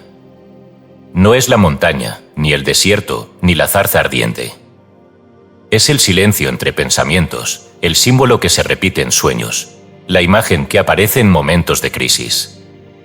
Cuando ese símbolo es leído con apertura, y no con juicio, la voz emerge. Y no grita. No impone. No promete. Solo muestra. Lo que has buscado afuera, en textos cerrados y rituales, vive en ti desde antes de tener lenguaje. Tu subconsciente es el libro oculto que espera ser leído. Y la voz de Dios, que tantos esperan desde el cielo, ha estado susurrando en tus pensamientos automáticos desde el día en que respiraste por primera vez. Capítulo 8. El tiempo no borra, el alma codifica, el subconsciente como registro multitemporal. La comprensión ordinaria del tiempo está moldeada por la sucesión. Pasado, presente y futuro se nos presentan como compartimentos estancos, cronológicamente ordenados, lineales e irreversibles. Esta percepción, útil para organizar la vida cotidiana, es profundamente limitante cuando se aplica al estudio de la conciencia. Lo que el alma experimenta, lo que graba en el subconsciente y lo que activa en ciertos momentos de la vida no ocurre siguiendo esa línea rígida. El alma no piensa en términos de pasado cerrado ni de futuro incierto. En su lenguaje, todo es simultáneo, los códigos inscritos antes del nacimiento, los recuerdos latentes y los símbolos que aún no se han manifestado coexisten como campos de posibilidad vibratoria, esperando activación. El subconsciente no almacena lo viejo, contiene lo no leído. La física cuántica ha desestabilizado la concepción newtoniana del tiempo como una flecha unidireccional. Teorías como la del espacio-tiempo como campo unificado, postuladas por Einstein y desarrolladas posteriormente en la mecánica cuántica relativista, demuestran que el tiempo no es un fondo universal donde ocurren los hechos, sino una variable interdependiente con el observador. En el modelo del universo como campo cuántico, todo lo que ha ocurrido, está ocurriendo y puede ocurrir coexiste como superposición de estados. Esta idea, aunque abstracta para la mayoría, tiene implicaciones directas para la comprensión del subconsciente. Lo que se cree olvidado puede estar activo en otro plano de percepción, accesible no por memoria racional, sino por sintonización vibratoria. La experiencia chamánica ha sostenido esto durante milenios. En múltiples culturas, desde los Shipibo-Konibo del Amazonas hasta los sanadores del desierto Kalahari, se afirma que el tiempo real no es el lineal, sino el circular o espiral. El tiempo del alma no transcurre, sino que se despliega. Lo que uno vive hoy puede estar vinculado con una escena de hace décadas, no como efecto psicológico, sino como resonancia multitemporal. En esta concepción, los eventos son nodos de significado que se entrelazan más allá del calendario. El subconsciente, como receptáculo de lo codificado por el alma, responde a esta arquitectura. Sus activaciones no siguen la lógica de lo reciente, sino la del campo simbólico que se activa por sincronía, no por cronología. Esto explica fenómenos aparentemente ilógicos, porque una frase escuchada a los 5 años puede condicionar comportamientos durante décadas, o como un recuerdo reprimido puede emerger sin estímulo aparente y alterar por completo la percepción del presente. No es que el pasado regrese, es que nunca se fue. Sigue vibrando en una capa de conciencia que no desaparece, simplemente queda eclipsada. Esa capa, que podríamos llamar registro multitemporal subconsciente, no es un archivo muerto, sino una estructura viva, mutable y sensible a la atención. Lo que se mira desde el presente puede reconfigurar lo que fue vivido como pasado. Desde la neurobiología, se sabe que la evocación de recuerdos no es una reproducción exacta, sino una reconstrucción activa. Cada vez que se recuerda algo, se vuelve a ensamblar, y en ese proceso se puede modificar. Esto implica que el acto de recordar, cuando se hace con intención, puede ser un acto de transformación del código subconsciente. Pero no cualquier recuerdo accede a esa zona. Solo aquellos cargados de contenido emocional, simbólico o espiritual acceden a la capa profunda. Por eso, técnicas de evocación como la respiración consciente prolongada, el ayuno simbólico o la meditación profunda no son simples herramientas de relajación, son métodos de sintonización con la frecuencia donde ese código multitemporal reside. La respiración consciente, en particular, ha mostrado ser una de las formas más eficaces para acceder a capas del subconsciente no disponibles durante la actividad mental ordinaria. Estudios realizados por investigadores como Stanislav Grof con respiración holotrópica muestran que, al modificar el ritmo y la profundidad de la respiración, se puede inducir a la conciencia estados no ordinarios donde emergen imágenes, recuerdos y comprensiones de alto contenido simbólico. Estos estados no son alucinaciones, sino activaciones de segmentos del subconsciente que se mantienen sellados hasta que la vibración del cuerpo-mente coincide con la del registro interno. El código se activa cuando el canal está limpio. El ayuno simbólico, entendido no solo como abstinencia de comida sino de estímulos sensoriales, ruido mental o contacto innecesario, tiene el mismo efecto. Privar al sistema de información externa obliga a la mente a volverse hacia adentro. En ese repliegue, se produce un reajuste perceptivo que permite detectar lo que estaba eclipsado por el exceso. El subconsciente, normalmente dominado por el automatismo reactivo, comienza a emitir señales de otro orden, frases olvidadas, imágenes que no se sabe de dónde vienen, emociones que brotan sin aparente contexto. Son piezas del código multitemporal que, al no estar reprimidas sino simplemente no activadas, se revelan con claridad cuando el entorno vibratorio lo permite. El silencio vibracional, más que una técnica, es una disposición, aprender a detener la necesidad compulsiva de interpretar, controlar o modificar lo que emerge del subconsciente. En ese espacio de quietud, no se busca recordar, sino permitir que lo recordado emerja por su propia frecuencia. No se le da forma al contenido, sino que se lo recibe tal como se manifiesta. Este tipo de silencio no es ausencia de sonido, sino ausencia de interferencia. Cuando la conciencia se aquieta lo suficiente, lo que vibra desde el campo multitemporal encuentra su camino. Y lo que se manifiesta no es solo del pasado, puede ser del futuro. Porque si el alma no piensa en línea, entonces lo que llamamos intuición es la lectura anticipada de un fragmento del código aún no desplegado. Este modelo exige abandonar toda interpretación simplista de los síntomas mentales o emocionales.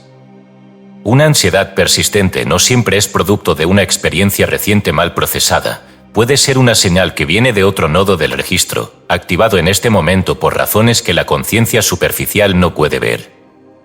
Una tristeza sin causa puede ser la resonancia de un ciclo de cierre espiritual. Una obsesión puede ser la forma distorsionada de un llamado a cumplir una instrucción interna olvidada. En todos los casos, el subconsciente no repite sin sentido, se activa por campos, por vibración, por sincronía. Y lo que emerge no es aleatorio, sino exacto. El alma no está sujeta al calendario. Lo que parece pasado sigue activo. Lo que parece futuro ya está inscrito. Lo que parece presente es solo el punto de observación desde el cual puedes empezar a leer el código completo. No hay prisa, pero sí urgencia, la urgencia de dejar de ver la mente como contenedor de residuos y comenzar a tratarla como una biblioteca multidimensional. Cada emoción repetida, cada imagen insistente, cada palabra que resuena sin explicación aparente, es una página que intenta abrirse sola. Decreto 2. Activación de coherencia multitemporal. El tiempo no me rompe. El código vive en mi ahora. Estoy listo para leerlo. Recita esta frase en voz baja durante 5 respiraciones profundas antes de dormir o al despertar. Luego, realiza este ejercicio de respiración cuántica. 1. Inhala lentamente por la nariz durante 6 segundos, visualizando una espiral que desciende desde la parte alta del cráneo hacia el pecho. 2. Retén el aire durante 3 segundos, manteniendo la atención en el corazón. 3. Exhala por la boca durante 6 segundos, visualizando esa misma espiral expandiéndose desde el pecho hacia el entorno. 4. Haz esto durante 7 minutos. Durante el proceso, no te impongas ninguna imagen. Solo permite que lo que surja lo haga sin juicio. El subconsciente multitemporal no se abre con control, sino con presencia. Esta práctica no busca cambiar lo que sientes, sino permitir que lo que fue escrito fuera del tiempo pueda ser leído dentro de ti, ahora. Capítulo 9. Reprogramación desde el alma, cómo cambiar sin traicionar tu guión. La palabra de reprogramación se ha convertido en bandera de movimientos espirituales, terapias alternativas y corrientes de desarrollo personal que buscan brindar a los individuos el poder de transformar sus vidas desde la raíz. En principio, la intención es noble: romper con patrones limitantes, liberar condicionamientos automáticos, sustituir ideas disfuncionales por otras más elevadas. Sin embargo, bajo el entusiasmo por cambiar, se ha propagado una práctica que, en muchos casos, opera más como negación que como transformación, más como evasión que como despertar. En su versión superficial, la reprogramación del subconsciente se ha convertido en una estrategia para imponer nuevos deseos desde la mente superficial, sin cuestionar si esos deseos provienen del alma o del ego condicionado. Lo que se omite en este modelo es una verdad crucial: no todo lo que está en el subconsciente debe ser eliminado. Algunas ideas, por incómodas que resulten, fueron inscritas deliberadamente, como parte del guión espiritual del alma. La lógica subyacente en muchas propuestas de reprogramación parte de una premisa errónea: que todo lo que limita, vuele o se repite en el subconsciente es necesariamente un error. De allí que se promuevan afirmaciones como cambia tu historia, borra tus creencias, reprograma tu mente para la abundancia, sin detenerse a investigar por qué esas creencias existen, qué función simbólica cumplen y, sobre todo, si fueron puestas allí por una necesidad del alma antes de encarnar. Cambiar sin leer es, en muchos casos, un acto de violencia contra la sabiduría original del ser. Es como pintar sobre una escritura sagrada por no haber comprendido su idioma. Esto no implica resignación. El alma no inscribe códigos para aprisionar, sino para dirigir. Pero esos códigos, como se ha visto en capítulos anteriores, operan en capas. Algunos deben ser desactivados porque ya cumplieron su función. Otros deben ser comprendidos para liberar su energía simbólica, y otros, simplemente, deben ser cumplidos, no como destino ciego, sino como ofrenda consciente. La evolución real no consiste en borrar todo lo antiguo, sino en discernir qué partes del guión original siguen activas, cuáles deben ser reinterpretadas y cuáles están listas para ser superadas. Y ese discernimiento no puede hacerlo el ego moderno, tan moldeado por urgencias externas, comparaciones, deseos inflados o heridas no sanadas. Solo la conciencia profunda, alineada con la memoria original, puede saber si una creencia debe caer o debe ser leída con nuevos ojos. Este error de origen ha convertido la reprogramación subconsciente en un producto de mercado. En lugar de una práctica de introspección profunda, se ha convertido en un procedimiento casi mecánico: elegir una afirmación positiva, repetirla 21 días, visualizar el resultado, esperar el cambio. Si no funciona, se considera que la persona no lo creyó lo suficiente o tiene bloqueos más profundos. Se omite el hecho de que quizá esa afirmación no corresponde con el diseño vibracional que el alma trazó para esta vida. No todos vinieron a ser millonarios. No todos vinieron a formar una familia. No todos vinieron a evitar el conflicto. No todos vinieron a sanar lo mismo. Imponer una imagen deseada sobre una estructura interior que no la sustenta es, como mínimo, una forma de desconexión. Este fenómeno se explica fácilmente si se comprende cómo opera la conciencia en su doble aspecto, como voluntad y como lectura.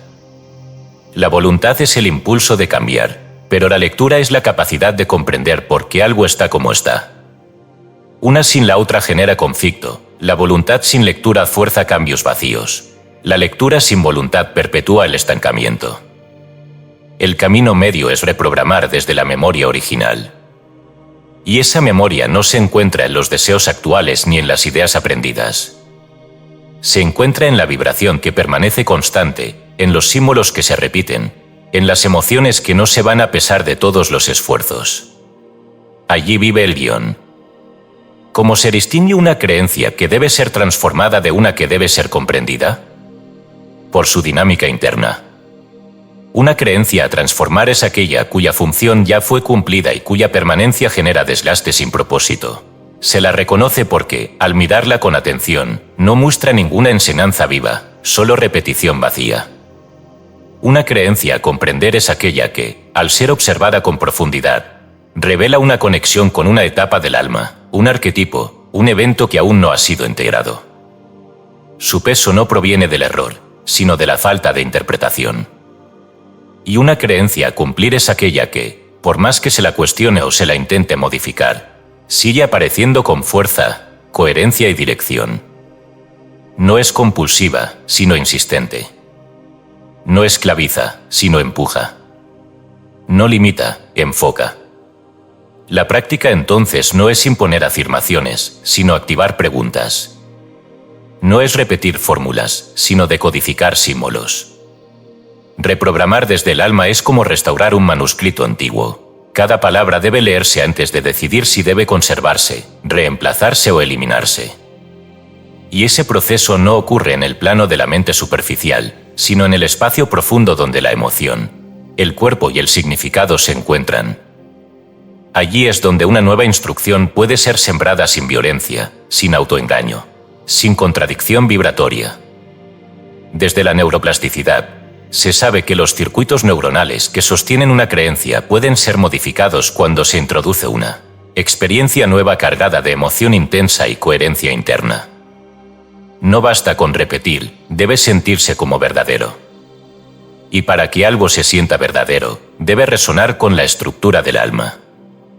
Aquí es donde la espiritualidad y la ciencia convergen. El subconsciente no cambia por repetición mecánica, sino por experiencia coherente.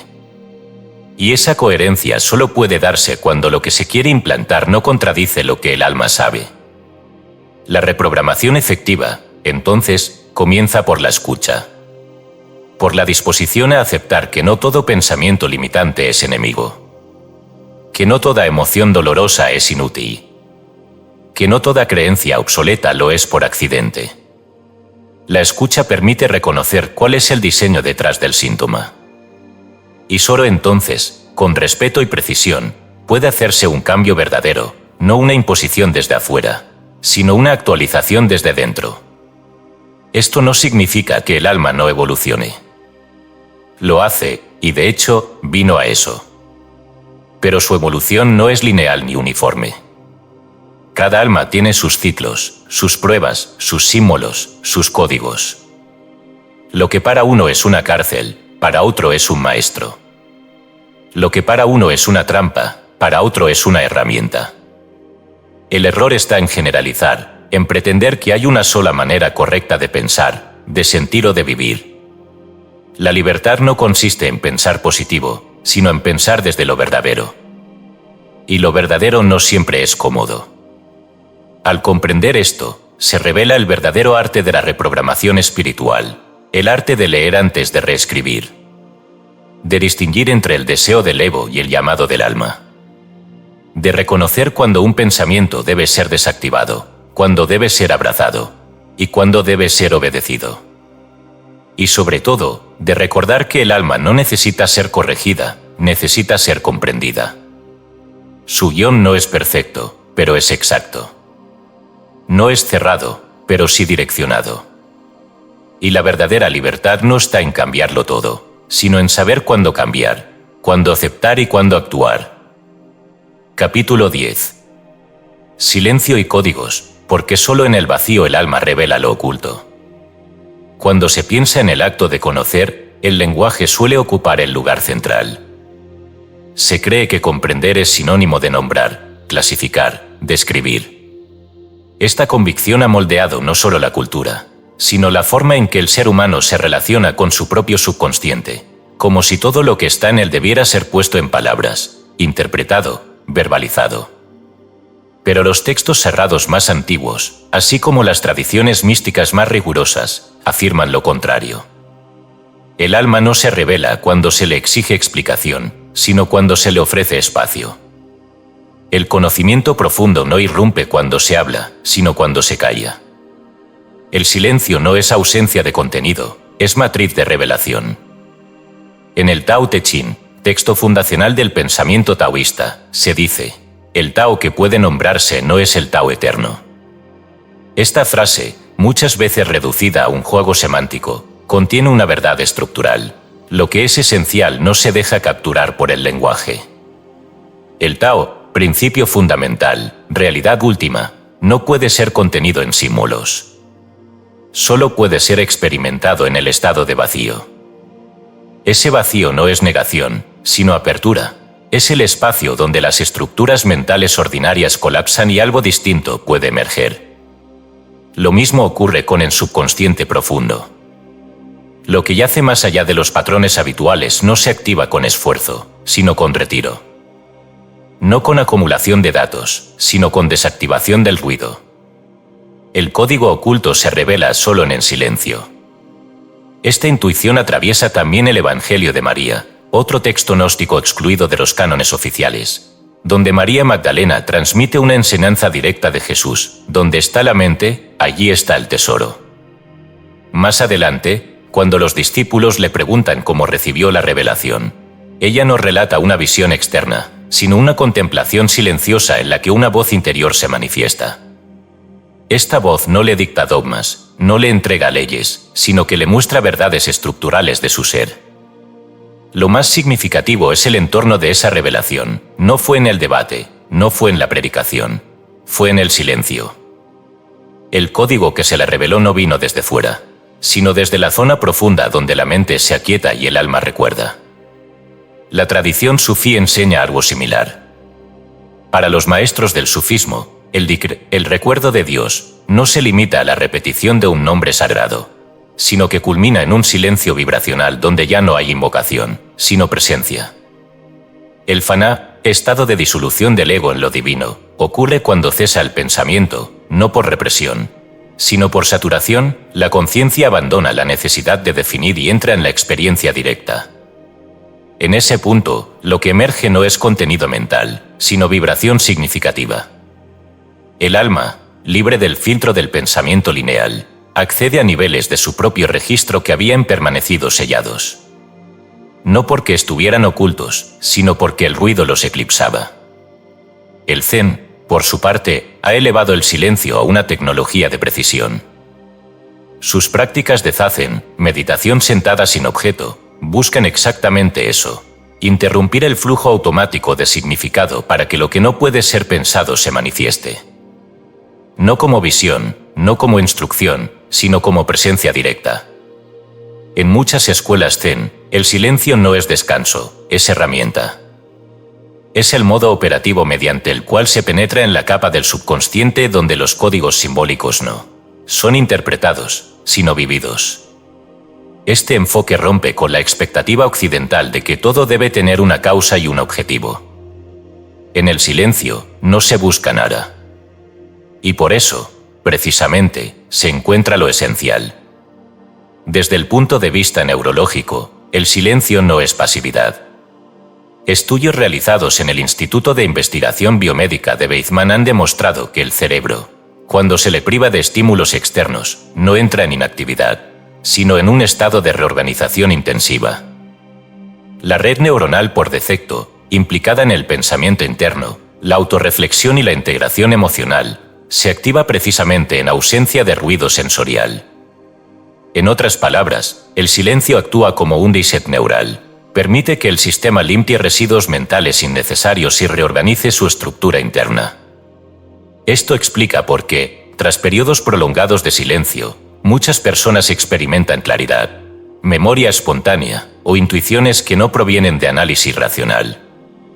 El subconsciente no ha sido estimulado, ha sido escuchado.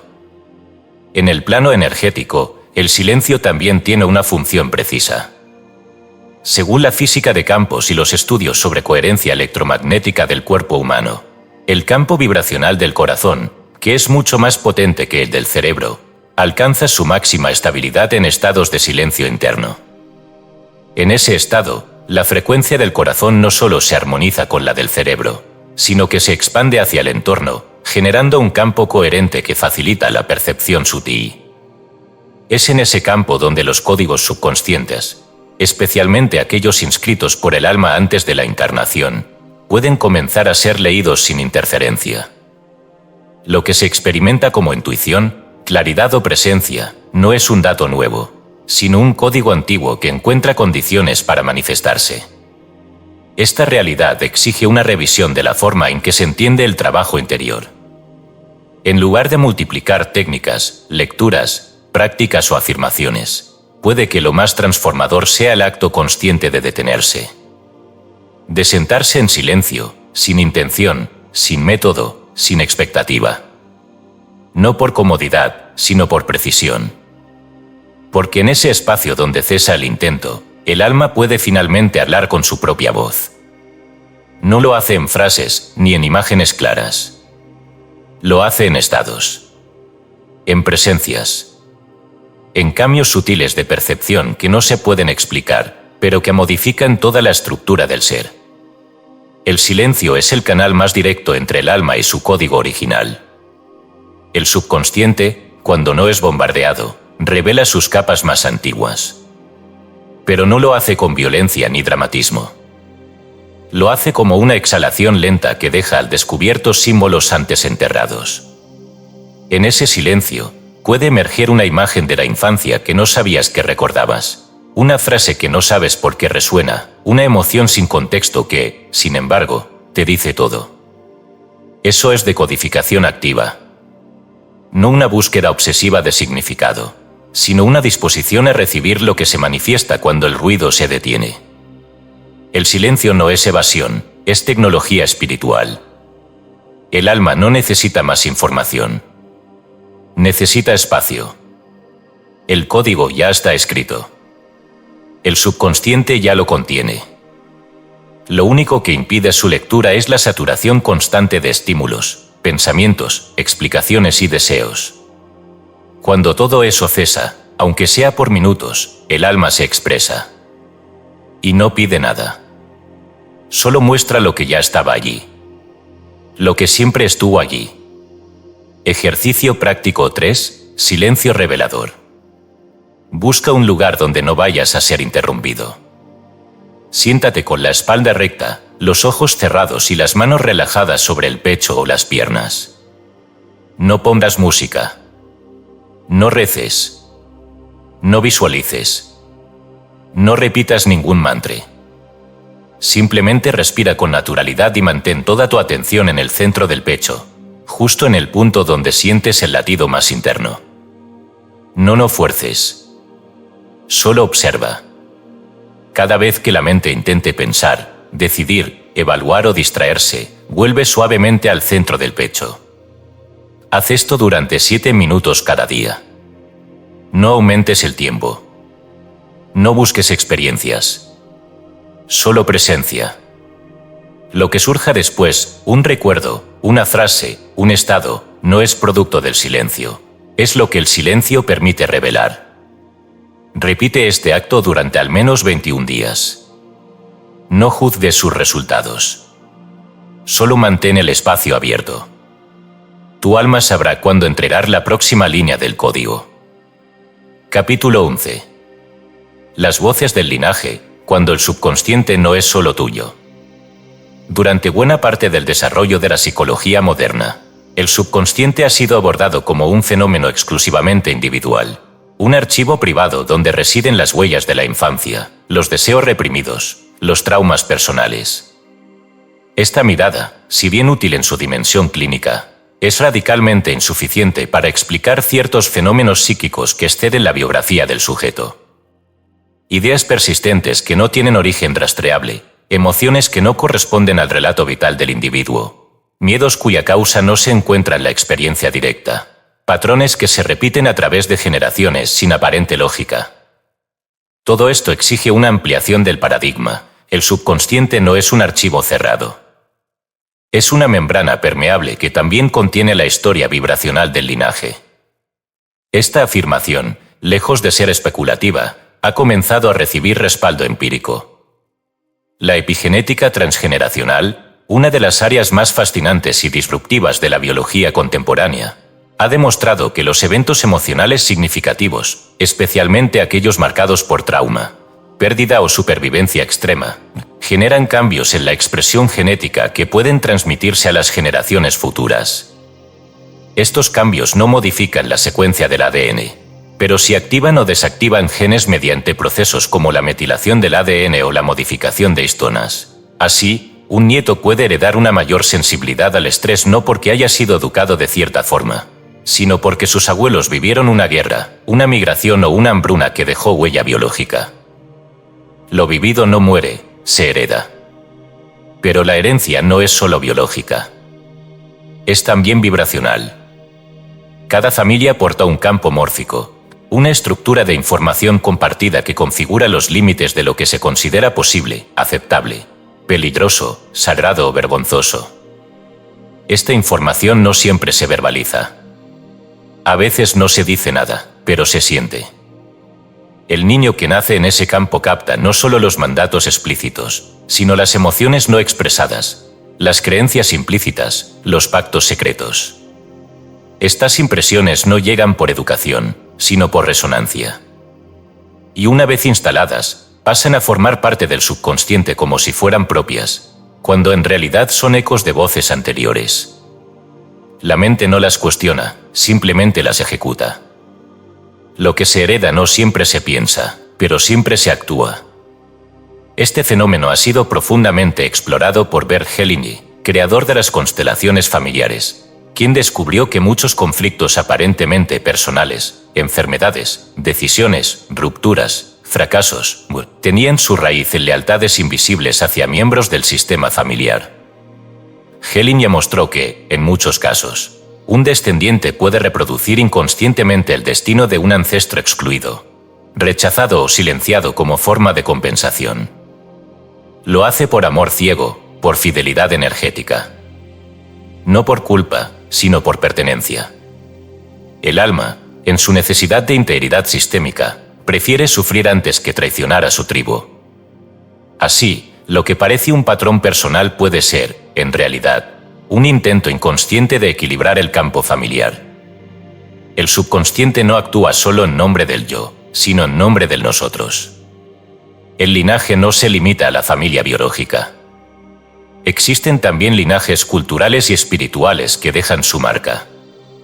Una persona criada dentro de una tradición religiosa específica puede portar creencias subconscientes, relacionadas con el pecado, el sacrificio o la culpa, aunque racionalmente se haya alejado de esa religión. Estas ideas no desaparecen con el cambio de creencias conscientes, persisten en la estructura emocional. Del mismo modo, quien ha nacido en una cultura marcada por la escasez, la colonización o la violencia colectiva, puede llevar en su subconsciente el mandato de no destacar, de no desear demasiado, de no ir más allá de lo permitido. Estas ideas no son individuales. Son estructuras arquetípicas del campo colectivo que se graban en el sistema nervioso, en la respiración, en la postura corporal. Frente a este panorama, es fundamental comprender que liberar el subconsciente no implica rechazar el linaje, sino purificarlo. La sanación verdadera no consiste en cortar vínculos, sino en mirar lo que fue excluido y traerlo a la luz. Esto exige una práctica de reverencia sin sumisión, honrar la historia sin repetirla, agradecer la pertenencia sin sacrificar la individualidad, reconocer lo heredado sin convertirse en su repetidor inconsciente. Esta tarea no se logra mediante decretos o afirmaciones, sino mediante un acto profundo de observación amorosa. El subconsciente cambia cuando se le permite mostrar su contenido colectivo sin juicio. Una forma de facilitar este proceso es a través de la reconstrucción consciente del árbol genealógico. No como ejercicio psicológico, sino como ritual de lectura vibracional. Al investigar quiénes fueron los abuelos, bisabuelos, tíos, hermanos no nacidos, y al conocer sus historias, se abre un canal de diálogo con lo que había sido enterrado. No se trata de buscar culpables, sino de permitir que las historias olvidadas vuelvan a tener un lugar. Lo que ha sido nombrado ya no necesita gritar desde el síntoma. El alma del sistema familiar busca ser reconocida, no adorada. Y cuando es reconocida, permite a sus descendientes caminar con mayor ligereza. En muchas tradiciones chamánicas, este trabajo se realiza mediante rituales de fuego, de canto o de silencio donde se invoca a los ancestros y se les ofrece la posibilidad de completarlo, inconcluso a través de sus descendientes. No se busca canalizar mensajes ni recibir visiones, sino simplemente ofrecer un espacio vibracional donde el pasado pueda encontrar su lugar. Cuando esto ocurre, el subconsciente colectivo se aligera.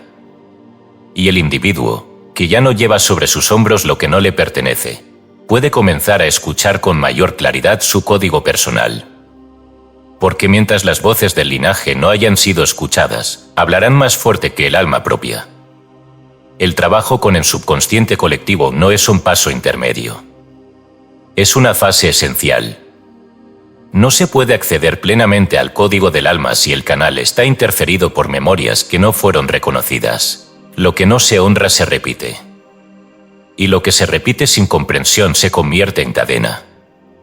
Por eso, la tarea del buscador no es solo ir hacia adentro, sino también ir hacia atrás, hacia los que vinieron antes, no para imitarlos, sino para liberarlos.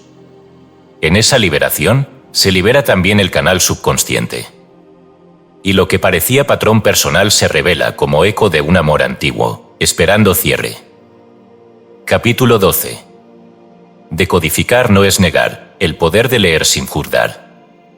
En la cultura de la mejora personal, profundamente influida por el pensamiento positivo y la lógica de la eficiencia emocional, se ha instalado una reacción casi automática frente a todo lo que limita, eliminarlo. Si un pensamiento es doloroso, hay que sustituirlo. Si una emoción se repite, hay que erradicarla. Si un patrón es disfuncional, debe ser destruido. Esta actitud, aunque comprensible desde el deseo de alivio, responde más al miedo que a la sabiduría. En lugar de interpretar el síntoma, se lo ataca. En lugar de leer el símbolo, se lo censura. En lugar de escuchar el mensaje, se lo reemplaza. Así, el subconsciente se convierte en campo de batalla, cuando lo que pide es ser biblioteca. La premisa de este capítulo es simple pero radical: no todo lo que limita debe ser eliminado. En muchos casos, lo que percibimos como obstáculo no es un error del sistema, sino un lenguaje cifrado que aún no ha sido comprendido. El alma, como ya ha sido dicho, no inscribe códigos para castigar, sino para activar. Y muchos de esos códigos no pueden desactivarse hasta que no son honrados en su función original. El subconsciente no responde al rechazo. Responde al reconocimiento. Esta perspectiva tiene un sólido fundamento en la tradición cabalística. En la cábala, cada elemento de la realidad, por más oscuro o negativo que parezca, tiene una raíz luminosa. Incluso las fuerzas que se oponen al orden, las kelipot, o cáscaras de oscuridad, son consideradas necesarias, porque contienen la energía divina en estado comprimido. No se trata de destruirlas, sino de elevar la chispa que contienen. Esto implica un cambio de paradigma. La sombra no es un enemigo, sino una forma de luz mal leída. Y el acto de redención no comienza con lucha, sino con comprensión. Lo que se honra se eleva. Lo que se rechaza, se perpetúa. El libro de los muertos del antiguo Egipto ofrece otra imagen poderosa. En su ritual central, el alma del difunto pasa por un juicio donde su corazón es pesado frente a la pluma de Maab, símbolo de verdad y justicia. Pero lo esencial no es la condena o el perdón, sino el acto de lectura. El alma recita sus confesiones negativas no para negarlas, sino para reconocer su existencia. Se enumeran actos no cometidos no como alarde moral, sino como declaraciones vibracionales que permiten al alma declarar su intención de alineación. No hay demonización del error, hay articulación de su forma. Lo importante no es cuántas veces el alma falló, sino cuántas veces pudo ver el contenido de su sombra sin autoaniquilarse. Esta enseñanza reaparece en el Evangelio según Felipe, texto gnóstico que subraya la importancia del reconocimiento sobre la negación. Lo que no has traído a la luz te controlará desde la oscuridad. Lo que has sacado a la luz, aunque esté en ti, dejará de dominarte. Este principio es el núcleo de todo trabajo serio con el subconsciente. La luz no expulsa la sombra, la revela. Y esa revelación, lejos de eliminar el contenido, permite su transfiguración. La creencia limitante no se transforma porque se la destruye, sino porque se la lee con otra vibración. Su energía permanece, pero su función cambia. Muchos de los patrones mentales más arraigados no desaparecen con afirmaciones contrarias, sino con actos de observación compasiva. Una persona que cree, por ejemplo, que no merece ser vista, puede repetir lo contrario durante años sin efectos duraderos. Pero si se detiene a preguntar de dónde viene esa creencia, cuándo se activó, qué ha protegido en su vida, qué heridas evitó, qué estructuras estabilizó, es probable que descubra que ese pensamiento fue, en su momento, una forma de protección. No fue un castigo, fue una estrategia. Y al reconocer eso, la creencia pierde su carga defensiva. Ya no necesita proteger, porque fue comprendida. La conciencia, al leer sin juzgar, hace lo que el ataque nunca logra, libera sin violencia. Esto exige desarrollar una cualidad poco común, la neutralidad afectiva. No como indiferencia, sino como apertura. Mirar el subconsciente como se mira una lengua extranjera que aún no se comprende, pero se intuye sagrada. En ese estado, el juicio se suspende y la interpretación puede comenzar.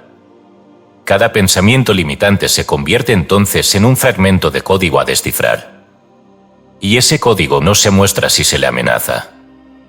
Solo se revela cuando percibe que puede ser escuchado sin ser aniquilado.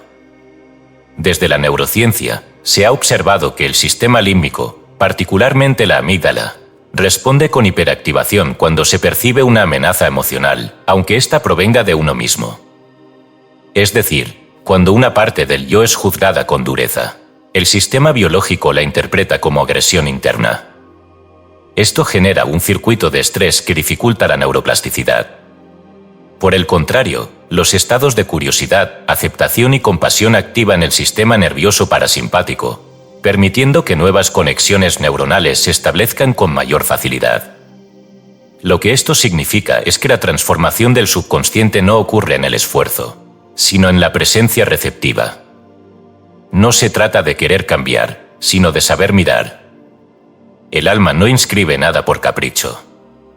Cada pensamiento oscuro, cada emoción persistente, cada creencia limitante tiene una función estructural. Puede que ya no la cumpla. Puede que deba ser actualizada. Pero mientras no se la comprenda, no se irá. Porque su función no es castigar, sino hablar.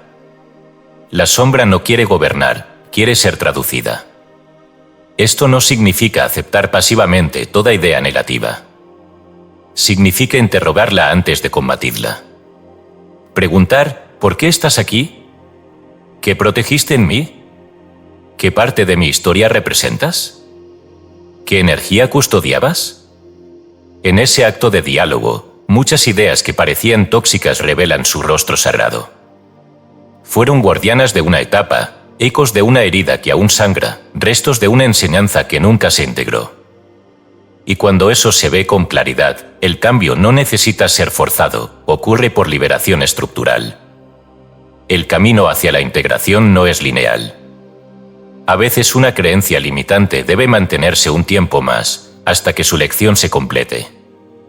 A veces debe ser desactivada de inmediato.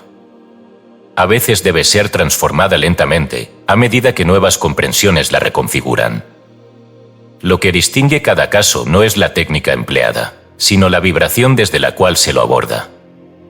El trabajo con el subconsciente no es una operación mecánica, es un arte interpretativo. En última instancia, el subconsciente es como una biblioteca viva. No todas sus páginas son bellas. Algunas contienen relatos duros, fragmentos oscuros, errores pasados. Pero cada página está allí porque en algún momento tuvo sentido. Negarlas es como arrancar hojas de un manuscrito. Honrarlas es como leerlas hasta entender su gramática. La sanación verdadera no ocurre cuando se borra lo que duele. Ocurre cuando se comprende lo que fue escrito, y desde esa comprensión, se elige continuar el relato con otra voz. Ejercicio práctico 4. La biblioteca de mis sombras. Toma una hoja de papel y escribe, sin filtros, 5 pensamientos limitantes que aún habitan tu mente. No los edites. No los maquilles. Solo escríbelos tal como aparecen. Luego, uno por uno, dirige las siguientes preguntas a cada pensamiento. 1. ¿Qué parte de mí intenta protegerte al mantenerte vivo?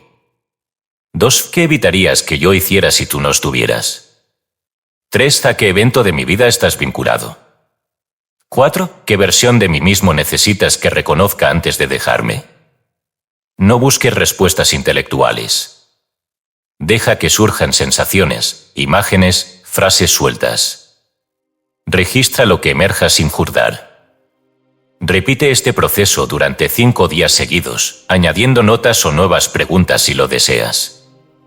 Lo importante no es borrar esos pensamientos, sino leerlos con la profundidad que nunca se les dio. La sombra no desaparece cuando se la combate. Desaparece cuando se la comprende hasta el punto en que ya no necesita seguir hablando. Capítulo 13. El subconsciente del alma. Volver a leer lo que ya habías escrito. El viaje que hemos trazado a lo largo de estas páginas no ha sido un trayecto hacia lo nuevo, sino un retorno a lo olvidado. No ha sido una conquista de conocimiento externo, sino una recuperación de claves internas que siempre estuvieron allí, aguardando ser leídas con otros ojos. El subconsciente, entendido desde su raíz espiritual y su manifestación biológica, no es un recipiente pasivo ni un archivo roto por la experiencia traumática, es un códice vivo, inscrito por el alma misma antes de su descenso a la forma, que responde no a la lógica del azar, sino a la geometría de un plan. No hay accidente en los patrones, ni error en los laberintos, hay símbolo, hay diseño, hay intención. El error fundamental del paradigma terapéutico moderno ha sido asumir que el subconsciente necesita corrección. Esta creencia, profundamente arraigada en la mentalidad de reparación, ha llevado a innumerables métodos que buscan intervenir sobre lo que consideran un sistema fallido. Pero si asumimos que el alma, en su sabiduría preencarnacional, inscribió códigos específicos, incluidos patrones emocionales, repeticiones familiares y estructuras de percepción, para activar en el tiempo ciertos potenciales dormidos, entonces la perspectiva cambia radicalmente. No se trata de corregir el subconsciente, sino de interpretarlo. No se trata de vaciar la mente de sus contenidos oscuros, sino de leerlos hasta que revelen su luz oculta. Esta postura no niega el sufrimiento ni minimiza el dolor de quienes han sido atravesados por traumas reales, condicionamientos duros o programaciones autodestructivas. Pero imita una mirada distinta, la del alma que, en medio del caos, sabe que hay un código que sostiene el sentido. Como el texto que parece ilegible hasta que se aplica la clave correcta, el subconsciente no revela su estructura si se le impone el juicio inmediato. Solo cuando se lo observa desde la conciencia elevada que reconoce su origen vibracional, puede leerse como lo que realmente es, una obra escrita desde otro plano para ser comprendida en este. Vivir en sintonía con el subconsciente del alma no es resignarse a sus patrones, sino encarnarlos con conciencia. La resignación dice, así soy, no puedo cambiar. La sabiduría activa afirma, así fue inscrito, ahora lo leo y lo despliego.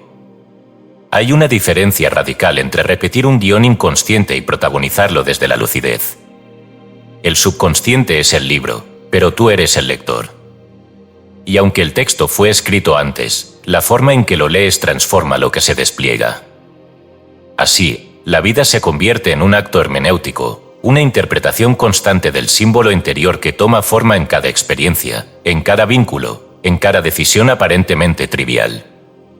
Cuando Jesús decía en los evangelios gnósticos que el reino está dentro de vosotros y fuera de vosotros, cuando os conozcáis a vosotros mismos, no hablaba de una introspección emocional, sino de una arqueología sagrada, la exploración del código divino que el alma lleva consigo, incluso en el nivel más profundo de la mente subconsciente.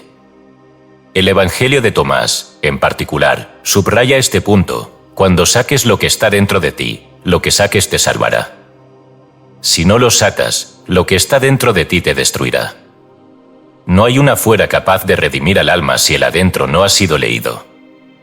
Y esa lectura, que comienza con el silencio, continúa con la interpretación y culmina con la encarnación consciente, es el único acto verdaderamente transformador. La ciencia también comienza a bordear este territorio. En física cuántica, el observador no es una figura pasiva, sino un agente que colapsa la probabilidad en una manifestación específica. En neurociencia, se ha descubierto que el cerebro es plástico hasta edades avanzadas, pero solo cambia de manera sostenida cuando hay emoción significativa y propósito claro. Y en epigenética, sabemos que los genes pueden activarse o silenciarse según las creencias y los estados emocionales prolongados. Todo esto confirma lo que las escuelas esotéricas enseñaron desde hace milenios, que lo que vive dentro del alma y del subconsciente es más poderoso que cualquier estímulo externo. Que la realidad no es lo que te sucede, sino lo que permites que el código interno traduzca como experiencia. Llegados a este punto, lo que se exige no es una técnica más ni una creencia nueva. Lo que se exige es una postura. Una forma de estar en el mundo como lector lúcido de tu propio programa. Ya no se trata de buscar milagros ni de correr tras revelaciones espectaculares. El milagro es saber que ya escribiste lo necesario. Y la revelación consiste en vivir cada día como un renglón que se despliega desde ese manuscrito silencioso que tu alma firmó antes de respirar por primera vez. En el Corpus Hermeticum, Hermes Trismegisto enseña que el hombre es un dios mortal y el dios es un hombre inmortal. Este doble juego entre carne y espíritu, entre forma y eternidad, solo se resuelve cuando se entiende que el código subconsciente es la interfaz. Es el puente. El alma lo escribió para poder encarnar sin perderse. Y lo que tú llamas intuición, repetición, coincidencia o síntoma, son solo sus líneas tratando de recordarte el idioma. Por eso, este libro no termina. Se continúa en ti. En tu forma de mirar tus patrones, en tu modo de interpretar tus pensamientos repetidos, en tu disposición a dejar de luchar contra lo que eres y empezar a preguntarte por qué fuiste diseñado así. No todo debe ser cambiado. Mucho debe ser leído. No todo debe ser sanado. Mucho debe ser reconocido. Y no todo debe ser trascendido. Hay códigos que vinieron a ser vividos. El alma no vino a vaciarse. Vino a recordarse. Y el subconsciente es su página más íntima. Lee despacio. Lee otra vez. Porque ya lo habías escrito.